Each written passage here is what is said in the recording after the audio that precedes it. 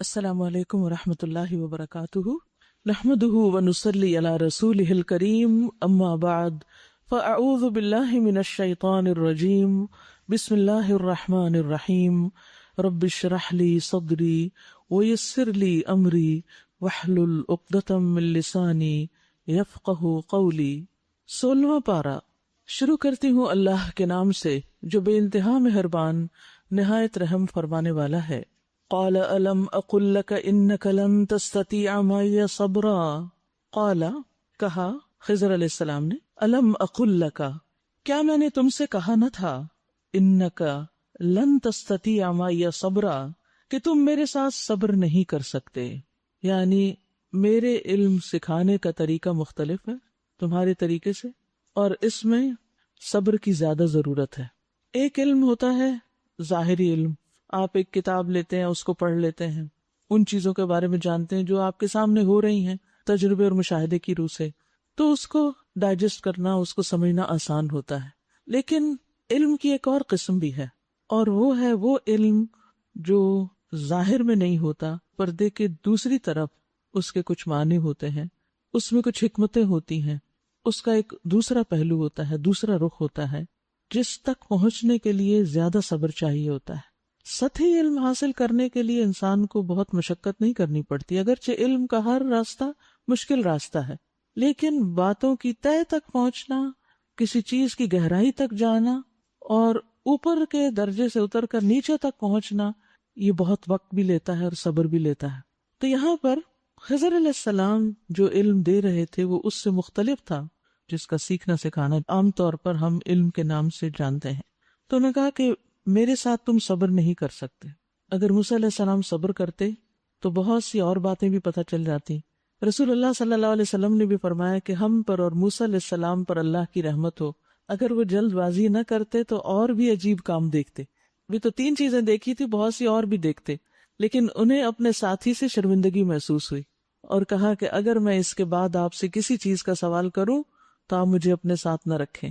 آپ میری طرف سے عذر کو پہنچ گئے، اور فرمایا کہ اگر موسیٰ صبر کرتے تو اور عجائبات کا مشاہدہ کرتے۔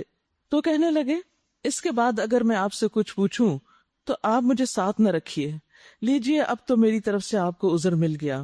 پھر وہ آگے چلے یہاں تک کہ ایک بستی میں پہنچے اور وہاں کے لوگوں سے کھانا مانگا، مگر انہوں نے ان دونوں کی ضیافت سے انکار کر دیا۔ وہاں انہوں نے ایک دیوار دیکھی جو گرا چاہتی تھی، اس شخص نے اس دیوار کو پھر قائم کر دیا، جنہوں نے کھانا نہیں دیا ان کی دیوار بنا دی۔ موسیٰ علیہ السلام نے کہا اگر آپ چاہتے تو اس کام کی اجرت لے سکتے تھے۔ اس نے کہا بس میرا تمہارا ساتھ ختم ہوا، کیونکہ موسیٰ علیہ السلام کہہ چکے تھے اب اگر میں نے کوئی انٹرفیرنس کی تو بے شک آپ مجھے ساتھ نہ رکھے۔ اب میں تمہیں ان باتوں کی حقیقت بتاتا ہوں جن پر تم صبر نہ کر سکے۔ اس کشتی کا معاملہ یہ ہے کہ وہ چند غریب آدمیوں کی تھی جو دریا میں محنت مزدوری کرتے تھے۔ میں نے چاہا کہ اسے عیب دار کر دوں، کیونکہ آگے ایک ایسے بادشاہ کا علاقہ تھا جو ہر کشتی کو زبردستی چھین لیتا تھا۔ یہاں پر آپ دیکھیے کہ خضر علیہ السلام کے سکھانے کا طریقہ کیا ہے، یعنی وہ جو کچھ کر رہے تھے اللہ کے حکم سے کر رہے تھے، لیکن یہاں جب کشتی کو عیب لگانے کی بات آئی، کشتی کو پھاڑنے کی بات آئی، تو اس کو اپنے ذمہ لیا کہ اردت، میں نے چاہا کہ میں اس کو عیب دار کر دوں، حالانکہ وہ اپنی مرضی سے نہیں کر رہے تھے، اپنے ارادے سے نہیں، اللہ کے حکم سے کر رہے تھے۔ تو یہ دراصل ادب اختیار کرتے ہوئے انہوں نے اس چیز کو اپنی طرف منسوب کیا، عیب والے کلمے کو اللہ کی طرف منسوب نہیں کیا۔ یہ اسی طرح جیسے ابراہیم علیہ السلام نے کہا تھا نا، وَإِذَا مَرِضْتُ فَهُوَ يَشْفِينِ، جب میں بیمار ہوتا ہوں تو وہ مجھے شفا دیتا ہے۔ یہ نہیں کہا کہ جب اللہ مجھے بیمار کرتا ہے تو پھر وہی شفا دیتا ہے۔ پھر وہ کہتے ہیں رہا وہ لڑکا تو اس کے والدین مومن تھے، ہمیں اندیشہ ہوا کہ یہ لڑکا اپنی سرکشی اور کفر سے ان کو تنگ کرے گا، اس لیے ہم نے چاہا کہ ان کا رب اس کے بدلے ان کو ایسی اولاد دے جو اخلاق میں بھی اس سے بہتر ہو اور جس سے صلہ رحمی بھی زیادہ متوقع ہو۔ اب آپ دیکھیے کہ بظاہر دیکھنے میں ایک ہی بچہ ہے، والدین کا بہت پیارا ہے، لیکن اللہ کے حکم سے خضر اس کی جان لے لیتے ہیں، بچہ فوت ہو جاتا ہے۔ دنیا میں بہت سے لوگوں کے ساتھ ایسا ہوتا ہے کہ کسی کی ایک ہی چہیتی اولاد ہوتی ہے اور بڑی دعاؤں سے وہ ملی ہوتی ہے، لیکن پھر ایک وقت آتا ہے کہ اچانک وہ بچہ یا ایکسیڈنٹ سے یا کسی حادثے سے یا کسی اچانک بیماری سے فوت ہو جاتا ہے۔ تو والدین کے لیے اس صدمے کو برداشت کرنا انتہائی مشکل ہوتا ہے، الا یہ کہ انسان کے اندر ایمان ہو، ایمان کی پختگی ہو تو اللہ تعالیٰ اس کو آسان کر دیتا ہے۔ قتادہ کہتے ہیں کہ جب یہ لڑکا پیدا ہوا تھا تو اس کے والدین بہت خوش ہوئے تھے، اور جب قتل کیا گیا تو بہت غمگین ہوئے۔ وہ کہتے ہیں لیکن اگر یہ لڑکا زندہ رہتا تو اس کے والدین تباہ ہو جاتے، یعنی وہ ایسے ایسے کام کرتا کہ وہ ماں باپ کے لیے مصیبت بن جاتا۔ اس لیے انسان کو اللہ کی تقدیر پہ راضی رہنا چاہیے، کیونکہ مومن کے لیے اللہ کی تقدیر جسے وہ ناپسند کر رہا ہے اس تقدیر سے بہتر ہے جسے وہ پسند کرتا ہے۔ ہر شخص کی زندگی میں کچھ چیزیں ایسی ہوتی ہیں جو اس کو بہت ناگوار ہوتی ہیں کہ یہ کیوں ہوا، اسے ساری زندگی اس کا جواب نہیں ملتا، لیکن جواب اس کا کیا ہے کہ یہ اللہ کا فیصلہ تھا، یہ اس کی تقدیر تھی۔ اللہ کا فیصلہ ہماری چاہتوں اور ہماری خواہشوں سے بہتر ہوتا ہے، ہمیں اس پہ راضی ہو جانا چاہیے، چاہے اس چیز کی وجہ سمجھ میں آئے یا نہ آئے، اس کو ایکسپٹ کر لینا چاہیے۔ اللہ کے فیصلوں میں انسان کے لیے بھلائی ہی بھلائی ہے۔ رسول اللہ صلی اللہ علیہ وسلم نے فرمایا، جس بچے کو خضر علیہ السلام نے قتل کیا تھا وہ کفر پر تھا، اگر وہ زندہ رہتا تو اپنے والدین کو سرکشی اور کفر پر مجبور کر دیتا، یعنی اگر وہ بڑا ہوتا تو انتہائی برا انسان ہوتا اور ماں باپ کا بھی ایمان خراب کر دیتا، ان کو بھی اپنے ڈھنگ پہ لے آتا۔ تو اللہ نے ان کے ایمان کو بچانے کے لیے ان کے بچے کو واپس لے لیا۔ یاد رکھیے تقدیر کے فیصلوں پر اللہ کو الزام نہیں دینا چاہیے، کیونکہ اللہ کا علم زیادہ ہے ہمارے علم سے، اللہ زیادہ مہربان ہے انسانوں سے۔ اللہ تعالیٰ جب کوئی فیصلہ کرتا ہے تو وہ کسی پر بھی ظلم نہیں کرتا۔ عبادہ بن صامت سے روایت ہے کہ ایک آدمی نبی صلی اللہ علیہ وسلم کے پاس آیا اور کہا کہ اے اللہ کے نبی، کون سا عمل افضل ہے؟ آپ نے فرمایا اللہ پر ایمان لانا، اس کی تصدیق کرنا، اس کے راستے میں جہاد کرنا۔ اس نے کہا اللہ کے رسول، میں اس سے آسان کام چاہتا ہوں۔ آپ نے فرمایا عفو درگزر کرنا اور صبر کرنا۔ اس نے کہا اللہ کے رسول، میرا ارادہ تو اس سے بھی آسان کام کا ہے۔ آپ نے فرمایا اللہ تمہارے بارے میں جو فیصلہ کر دیں اس پر اللہ تبارک و تعالیٰ کو الزام نہ دینا، یعنی تمہاری زندگی میں جب ایسی چیزیں آ رہی ہوں جو تمہیں سخت ناپسند ہے تو اس پر اللہ کو بلیم نہیں کرنا کہ وائی می، میرے ساتھ آپ نے کیوں ایسا کر دیا اور یہ تو زیادتی ہے، نعوذ باللہ۔ نہیں، اللہ کے ہر فیصلے میں خیر ہی خیر ہے۔ اس لیے ہم نے چاہا کہ ان کا رب اس کے بدلے ان کو ایسی اولاد دے جو اخلاق میں بھی اس سے بہتر ہو اور جس سے صلہ رحمی بھی زیادہ متوقع ہو، یعنی اس کی بجائے کوئی اور بچہ ان کو ملے جس سے خیر و بھلائی آئے۔ اور اس دیوار کا معاملہ یہ ہے کہ یہ 2 یتیم لڑکوں کی ہے جو اس شہر میں رہتے ہیں۔ اس دیوار کے نیچے ان بچوں کے لیے خزانہ دفن ہے اور ان کا باپ ایک نیک آدمی تھا، اس لیے تمہارے رب نے چاہا کہ یہ دونوں بچے بالغ ہوں اور اپنا خزانہ نکال لیں۔ یہ تمہارے رب کی رحمت کی بنا پر ایسا کیا گیا، میں نے کچھ اپنے اختیار سے نہیں کیا، یعنی یہ جتنے کام میں نے کیے ہیں اپنی مرضی سے نہیں کیے، یہ رب کے حکم سے کیے ہیں۔ یہ ہے حقیقت ان باتوں کی جن پر تم صبر نہ کر سکے۔ یاد رکھیے صبر بہت بڑی دولت ہے، کامیابیاں صبر کے ساتھ ہے۔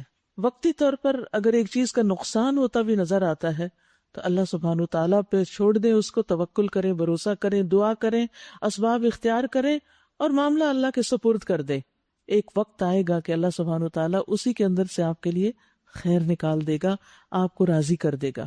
یہ جو تیسرا انسیڈنٹ ہے جس میں خضر ان لوگوں کی دیوار بناتے ہیں جس بستی سے انہیں کھانا نہیں ملا، تو ایسا کیوں؟ اس کی وجہ یہ بتاتے ہیں کہ یہ جو دیوار بنائی ہے یہ یتیم بچوں کے خزانے پر بنائی ہے، اس کو محفوظ کرنے کے لیے کہ جب یہ بڑے ہوں تو اپنا خزانہ نکال لیں۔ ان کا باپ بہت نیک آدمی تھا، اس لیے ان کے مال کی حفاظت ہو رہی ہے۔ یہ بڑے ہی کام کی بات ہے۔ پیرنٹنگ کا ایک بہت بڑا اصول، بچوں کو نیک دیکھنا چاہتے ہیں خود نیک بن جائیں۔ بچے آپ کے طریقے پہ چلیں گے اور آپ کی نیکی کے اثرات ان تک پہنچیں گے۔ تو جب بچے ستائیں، جب بچے پریشان کریں، نیک راستے پر نہ آئیں، تو دیکھیں ہم نے تو اس عمر میں کوئی غلط کام نہیں کیا، ان پہ توبہ کریں۔ یا پھر یہ کہ آج میری زندگی میں تو کوئی ایسی چیز نہیں کہ جو میں اللہ کی نافرمانی کی کر رہی ہوں، کیونکہ جب انسان اللہ کی نافرمانی کرتا ہے تو اللہ سبحانہ تعالیٰ ان لوگوں کو جو اس کے ماتحت ہوتے ہیں اس کا نافرمان کر دیتا ہے۔ اور اگر انسان نیک ہوتا ہے تو صرف زندگی میں نہیں، مرنے کے بعد بھی اس کی اولاد کی حفاظت کی جاتی ہے۔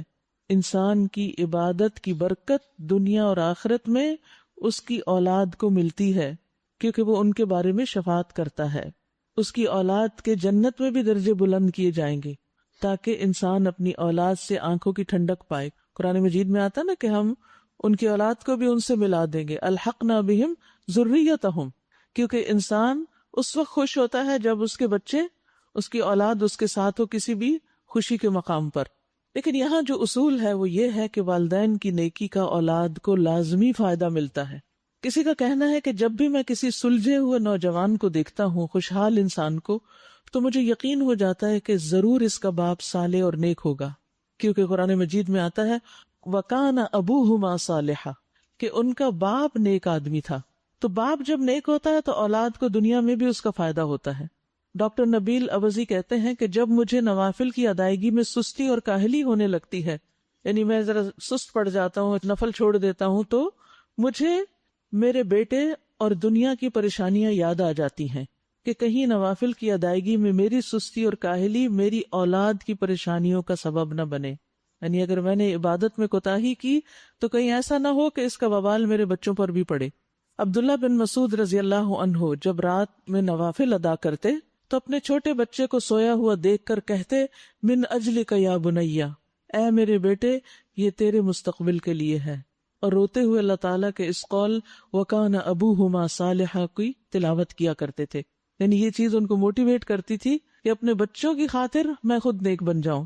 ابن مسیب کہتے ہیں اے میرے بیٹے، بے شک میں تیرے فائدے کی خاطر اپنی نماز کی رکعتیں زیادہ کر دیتا ہوں، اس امید پر کہ تمہارے بارے میں میری حفاظت کی جائے گی، یعنی مجھے تمہاری طرف سے پریشانی نہیں آئے گی.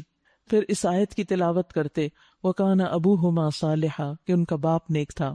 میں اپنی عبادت اس لیے زیادہ کرتا ہوں تاکہ اللہ میری عبادت کو قبول کر کے کل تجھے بھی نیک بنائے.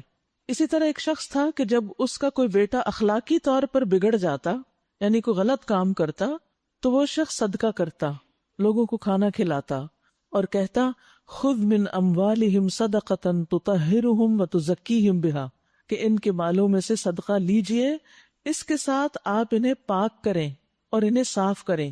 تو گویا صدقہ جو ہے وہ انسان کے گناہوں کا کفارہ بنتا ہے. اللہ کے راستے میں دینا، بخل سے نکلنا انسان کو خود بھی فائدہ دیتا ہے اور اولاد کی بھی بھلائی کا ذریعہ بنتا ہے.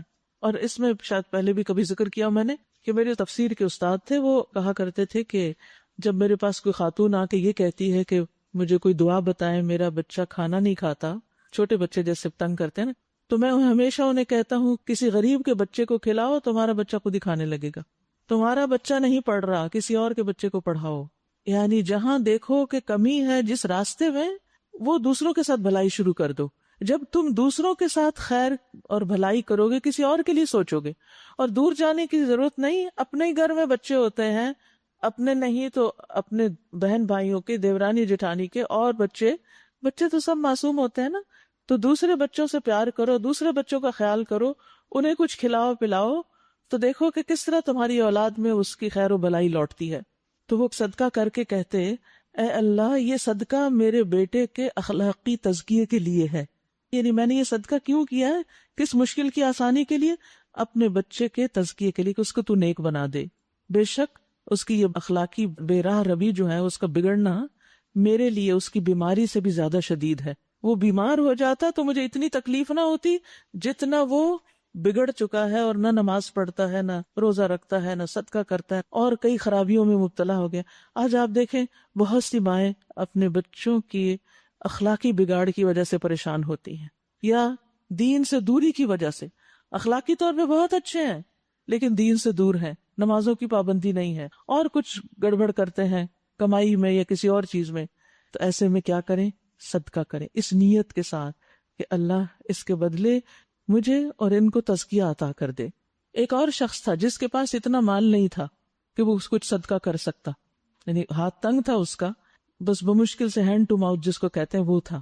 تو جب اس کا بیٹا اس پہ غالب آتا، بات نہ مانتا، تو وہ رات کو تہجد میں سورۃ البقرہ پڑھتا اور دعا کرتا اور کہتا اللہم ان ہذہ صدقتی فتقبل منی واصلح لی. اے اللہ بے شک یہ میرا صدقہ ہے، میرے پاس مال تو نہیں لیکن یہ جو نماز پڑھی ہے یہ میرا صدقہ ہے، تو اس کو میرے سے قبول کر لے اور میرے لیے اس بیٹے کی اصلاح کر دے.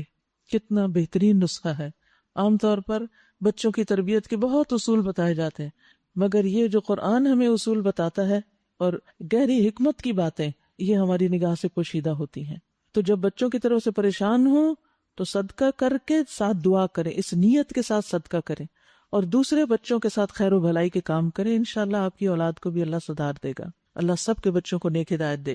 وَيَسْأَلُونَكَ عَنْ ذِي الْقَرْنَيْنِ، اور اے محمد صلی اللہ علیہ وسلم یہ آپ سے ذو القرنین کے بارے میں پوچھتے ہیں.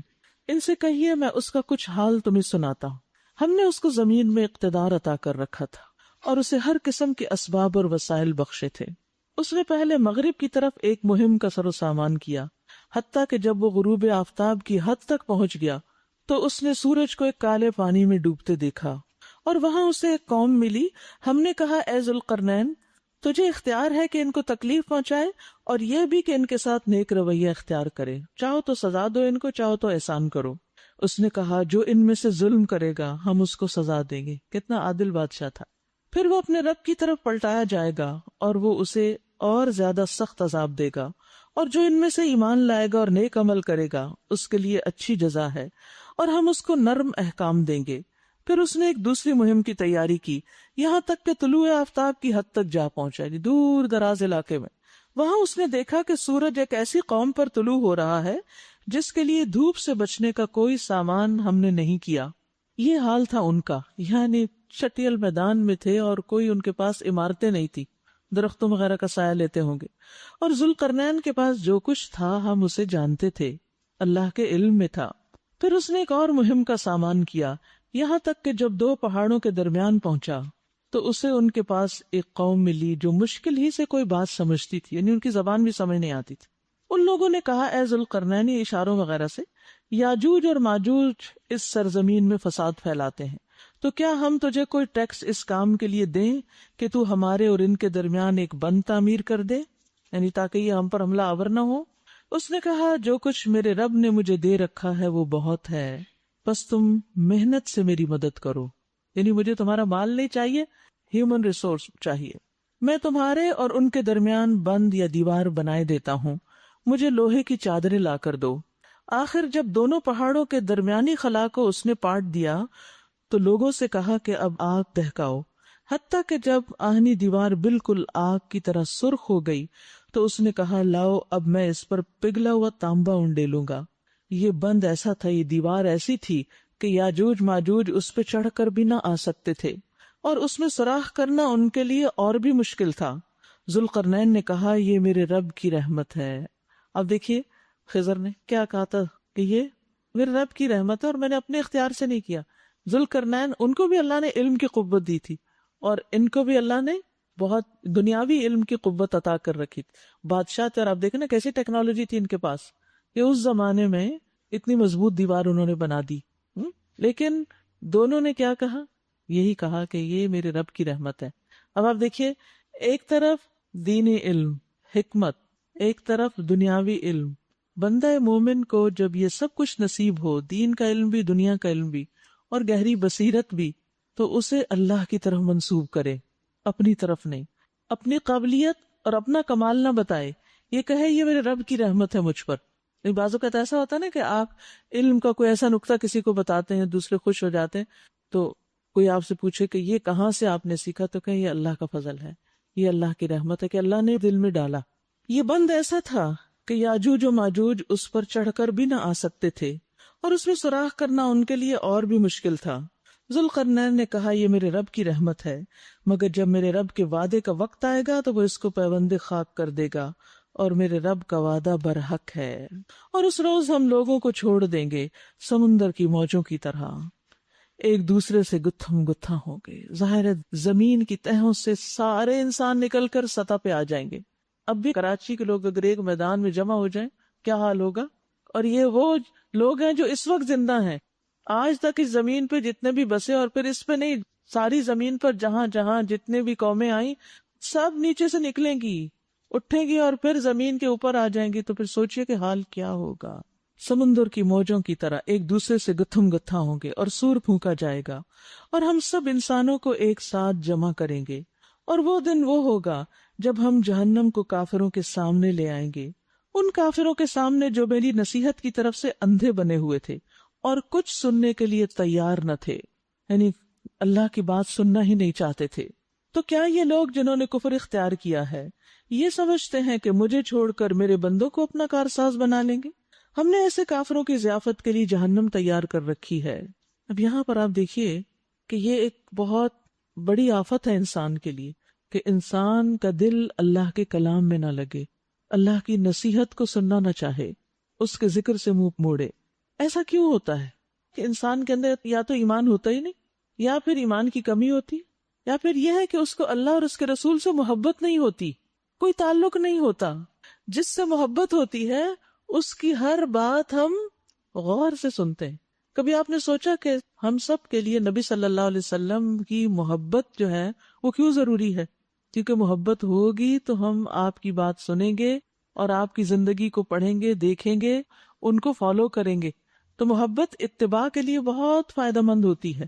تو یہاں چونکہ وہ اللہ اور اس کے رسول سے کوئی محبت نہیں رکھتے بلکہ بعضوں کا جو لوگ بغض رکھتے ہیں تو وہ غور سے بات نہیں سن سکتے، اور پھر انسان کو اس کے آنکھ، کان، دل کچھ بھی فائدہ نہیں دیتا.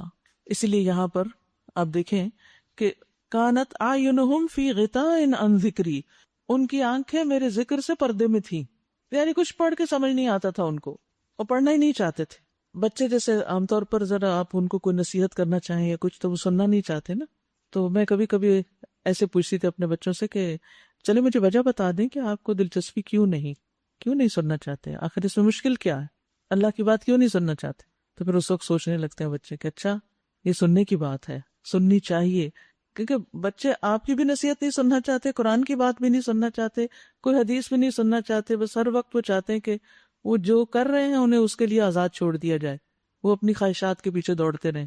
تو ان سے سوال کرنا چاہیے آخر کیوں نہیں دلچسپی؟ اللہ کی عظمت نہیں ہے دل میں؟ کون ہے وہ؟ کیونکہ پہچان نہیں ہم نے دی ہوتی نا ان کو، اس کی عظمت کا احساس نہیں ہوتا.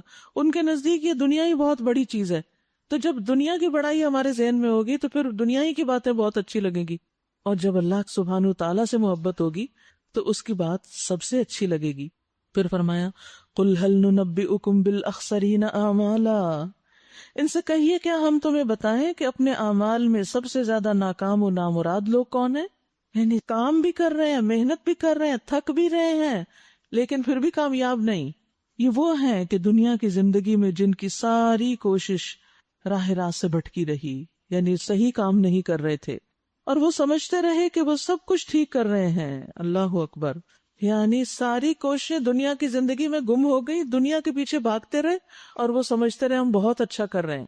یہ وہ لوگ ہیں جنہوں نے اپنے رب کی آیات کو ماننے سے انکار کر دیا اور اس کے حضور پیشی کا یقین نہ کیا، اس لیے ان کے سارے اعمال ضائع ہو گئے. قیامت کے دن ہم انہیں کوئی وزن نہ دیں گے. تو یاد رکھیے انسان کی سوچ اور عقیدے کی خرابی انسان کے عمل کو ضائع کرنے کا سبب بن جاتی ہے. کچھ لوگ کام تو کرتے ہیں اور وہ سمجھتے ہیں بہت اچھا کام کر رہے ہیں، لیکن ان کے کام کا کوئی نتیجہ نہیں نکلنے والا.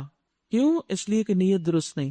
جیسے روزہ، اگر لوگ روزہ ہی رکھے جا رہے ہیں اور اس کے پیچھے ان کی کوئی نیت ہی نہیں کہ اللہ کی رضا اور اللہ کا حکم سمجھ کے اس کی خاطر ہم روزہ رکھ رہے ہیں، روزے کا وہ فائدہ تو نہیں ہوگا. تو یاد رکھیے ایمان کے بغیر کوئی عمل قبول نہیں ہوتے. اعمال کی قبولیت کے لیے ایمان ضروری ہے، اور نیت کی خرابی جو ہے وہ اعمال ضائع کر دیتی ہے. دکھاوا اور ریاکاری اور لوگوں کی طرف توجہ اور لوگوں کو خوش کرنا اور ان کی آنکھوں کا تارا بننا، یہ انسان کے لیے بہت مشکل ہے. اللہ کے ہاں اس کے عمل قبول ہوں. ذالک جزاؤہم جہنم بما کفروا واتخذوا آیاتی ورسلی ہزوا، ان کی جزا جہنم ہے اس کفر کے بدلے جو انہوں نے کیا اور اس مذاق کی وجہ سے جو وہ میری آیات اور میرے رسولوں کے ساتھ کرتے تھے. البتہ وہ لوگ جو ایمان لائے اور جنہوں نے نیک عمل کیے ان کی مہمانی کے لیے فردوس کے باغ ہوں گے جن میں وہ ہمیشہ رہیں گے، اور کبھی اس جگہ سے نکل کر کہیں جانے کو ان کا جی نہ چاہے گا. جنت میں کوئی بوریت نہیں ہوگی، بوریت صرف دنیا میں ہے. اے محمد صلی اللہ علیہ وسلم کہیے کہ اگر سمندر میرے رب کی باتیں لکھنے کے لیے روشنائی بن جائے تو وہ ختم ہو جائیں، مگر میرے رب کی باتیں ختم نہ ہوں، بلکہ اگر اتنی ہی روشنائی ہم اور لے آئیں تو وہ بھی کفایت نہ کرے. اے محمد صلی اللہ علیہ وسلم ان سے کہیے میں تو ایک انسان ہوں تم ہی جیسا، میری طرف وحی کی جاتی ہے کہ تمہارا الہ بس ایک ہی الہ ہے. بس جو کوئی اپنے رب کی ملاقات کا یقین رکھتا ہو اسے چاہیے کہ نیک عمل کرے اور اپنے رب کی عبادت میں کسی اور کو شریک نہ کرے۔ عبادت خواہ نماز ہو، خواہ روزہ ہو، حج ہو، زکوٰۃ ہو، عمرہ ہو، صدقہ ہو، خیرات ہو، علم کا سیکھنا سکھانا ہو، بندوں کی خدمت ہو، سب کچھ اللہ کی رضا کے لیے ہونا چاہیے، ورنہ انسان کے بڑے بڑے نیک اعمال جو پہاڑوں جتنے ہوں گے، قیامت کے دن ان کا کچھ بھی وزن نہ ہوگا۔ تو نیت کی اصلاح بے حد ضروری ہے۔ سورۃ مریم شروع کرتی ہوں اللہ کے نام سے جو بے انتہا مہربان نہایت رحم فرمانے والا ہے۔ کاف ہا یا عین صاد ذکر رحمت ربک عبدہ زکریا۔ کاف ہا یا عین صاد، ذکر ہے اس رحمت کا جو تیرے رب نے اپنے بندے زکریا پر کی تھی، جبکہ اس نے اپنے رب کو چپ کے پکارا، سرگوشیاں کرتے ہوئے، دل ہی دل میں۔ کیونکہ بعض اوقات ہم اونچی آواز سے کچھ بول رہے ہوتے ہیں اور دھیان ہمارا ادھر ادھر ہوتا ہے، ادھر ادھر دیکھ رہے ہوتے ہیں اور دل غافل ہوتا ہے، تو غافل دل کی دعا قبول نہیں ہوتی۔ وہ دعا خواہ وہ آپ دل ہی دل میں مانگ رہے ہوں لیکن پوری توجہ سے مانگ رہے ہوں، اس کا فائدہ زیادہ ہوتا ہے۔ اس نے کیا دعا مانگی؟ عرض کیا، اے میرے رب، میری ہڈیاں تک گھل گئی ہیں اور سر بڑھاپے سے بھڑک اٹھا ہے۔ اے رب، میں کبھی تجھ سے مانگ کر نامراد نہیں رہا، تو نے ہمیشہ میری دعائیں سنی۔ تو یاد رکھیے کہ انسان کو دعا مانگتے ہوئے اپنی عاجزی کا اظہار کرنا چاہیے کہ رب میرے پاس کچھ نہیں، میں تو خالی ہاتھ ہوں، میرے پاس تو اچھے عمل بھی نہیں، میرے پاس تو صحیح علم بھی نہیں، مجھے تو اس کام کا طریقہ بھی نہیں آتا، لیکن میرا ایک شوق ہے، میری ایک ضرورت ہے، میری ایک خواہش ہے کہ یا رب تو مجھ سے یہ کام کروا لے۔ یا جو بھی آپ کو مانگنا ہو تو پہلے کس چیز کا اظہار کریں؟ اپنی کمزوری کا، اپنی عاجزی کا، اللہ کے آگے جھک جائیں۔ زکریا علیہ السلام نے اپنے رب کے حضور اپنی کمزوری اور اپنی بے بسی کا وسیلہ پکڑا کہ یا اللہ، میں تو اتنا بوڑھا ہو چکا ہوں، میرا سر بڑھاپے سے بھڑک اٹھا ہے اور مجھے اپنے پر تو کوئی امید ہی نہیں کہ میں اس کے قابل بھی ہوں، لیکن تیرے پاس سب کچھ ہے، تو بغیر سبب وسیلے ذریعے کے بھی سب کچھ کر سکتا ہے۔ تو انسان کو اپنی قوت سے برات کرنے چاہیے کہ میں نہیں کچھ کر سکتا۔ تو یہ دعا کا ایک ادب ہے۔ رسول اللہ صلی اللہ علیہ وسلم جب کسی غزوے کے لیے تشریف لے جاتے، کسی جنگ پہ جاتے، تو یوں دعا کرتے، اللہم انت عضدی و نصیری بک احول و بک اصول و بک اقاتل۔ اے اللہ، تو میرا بازو اور میرا مددگار ہے، تیری ہی دی ہوئی قوت کے ساتھ میں تدبیر کر رہا ہوں، یعنی میری اپنی کوئی طاقت نہیں ہے، جو میں پلان کر رہا ہوں، تدبیر کر رہا ہوں، یہ بھی تو نے مجھے سکھایا ہے، تو نے ہی دیا ہے سب کچھ، اور تیری ہی دی ہوئی طاقت کے ساتھ میں حملہ کرتا ہوں اور تیری ہی مدد سے میں لڑائی کرتا ہوں۔ تو یاد رکھیے کہ اللہ سبحانہ تعالیٰ کو عاجزی پسند ہے بندے سے، تکبر پسند نہیں۔ شیطان نے تکبر کیا تھا، اس کی ساری عبادت ضائع ہو گئی۔ صہیب رضی اللہ عنہ سے مروی ہے کہ غزوہ حنین کے موقع پر نماز فجر کے بعد رسول اللہ صلی اللہ علیہ وسلم کے ہونٹ ہلتے رہتے تھے۔ اس سے پہلے آپ نے کبھی ایسا نہیں کیا تھا۔ تو ہم نے کہا، اللہ کے رسول صلی اللہ علیہ وسلم، ہم نے آپ کو وہ کرتے ہوئے دیکھا ہے جو اس سے پہلے آپ نے کبھی نہیں کیا، آپ اپنے ہونٹوں کو کیوں ہلاتے ہیں؟ تو آپ نے فرمایا، پہلی امتوں میں ایک پیغمبر تھے، انہیں اپنی امت کی تعداد پر اطمینان اور خوشی ہوئی کہ میرے فالوورز بہت ہو گئے ہیں، تو انہوں نے ایک دن کہہ دیا کہ یہ لوگ کبھی شکست نہیں کھا سکتے۔ تو اللہ تعالیٰ نے ان کی طرف وحی بھیجی کہ اب آپ اپنی امت کے لیے 3 باتوں میں سے ایک کو اختیار کر لیں، یا تو ہم ان پر کسی دشمن کو مسلط کر دیں جو ان کا خون بہائے، یا بھوک کو مسلط کر دیں، یا ان پہ موت بھیج دی جائے۔ تو اس پر انہوں نے اپنی قوم سے مشورہ کیا کہ اب کیا ہو؟ تو انہوں نے کہا کہ دشمن کے تسلط کی ہم طاقت نہیں رکھتے، بھوک ہم سے نہیں برداشت ہوگی، اس کے لیے صبر نہیں ہوگا، البتہ موت ہم پہ مسلط کر دی جائے۔ تو ان پہ موت مسلط کر دی گئی اور صرف 3 دن کے اندر ان کے 70,000 آدمی مارے گئے۔ رسول اللہ صلی اللہ علیہ وسلم نے فرمایا، اس لیے اب میں تمہاری کثرت دیکھ کر یہ کہتا ہوں، اللہم بک احاول و بک اصابل و بک اقاتل۔ اے اللہ، تیری ہی دی ہوئی قوت کے ساتھ میں ہیلا کرتا ہوں، تیری ہی دی ہوئی قوت کے ساتھ میں حملہ کرتا ہوں، اور تیری ہی دی ہوئی قوت کے ساتھ میں جنگ کرتا ہوں۔ تو آپ دیکھیے کہ اللہ سبحانہ تعالیٰ کو بندے کا فخر اور غرور پسند نہیں۔ ہم جو بھی کوئی اچھا کام کر پاتے ہیں نا، وہ اللہ ہی کی توفیق سے ہوتا ہے، اللہ کی مدد سے ہوتا ہے، اللہ کی دی ہوئی قوت سے ہوتا ہے۔ تو خود نہیں کریڈٹ لیں اور اس پر فخر نہیں کریں اور اس پر اکڑے نہیں۔ کبھی یہ نہ کہیں میرے بچے تو بہت اچھے اور میں نے ان کی بہت اچھی تربیت کی اور میں نے یہ کیا اور وہ کیا. نہیں، اللہ کے فضل سے اللہ نے آپ کو توفیق دی تو آپ نے ان کو سکھا پڑھا دیا کچھ.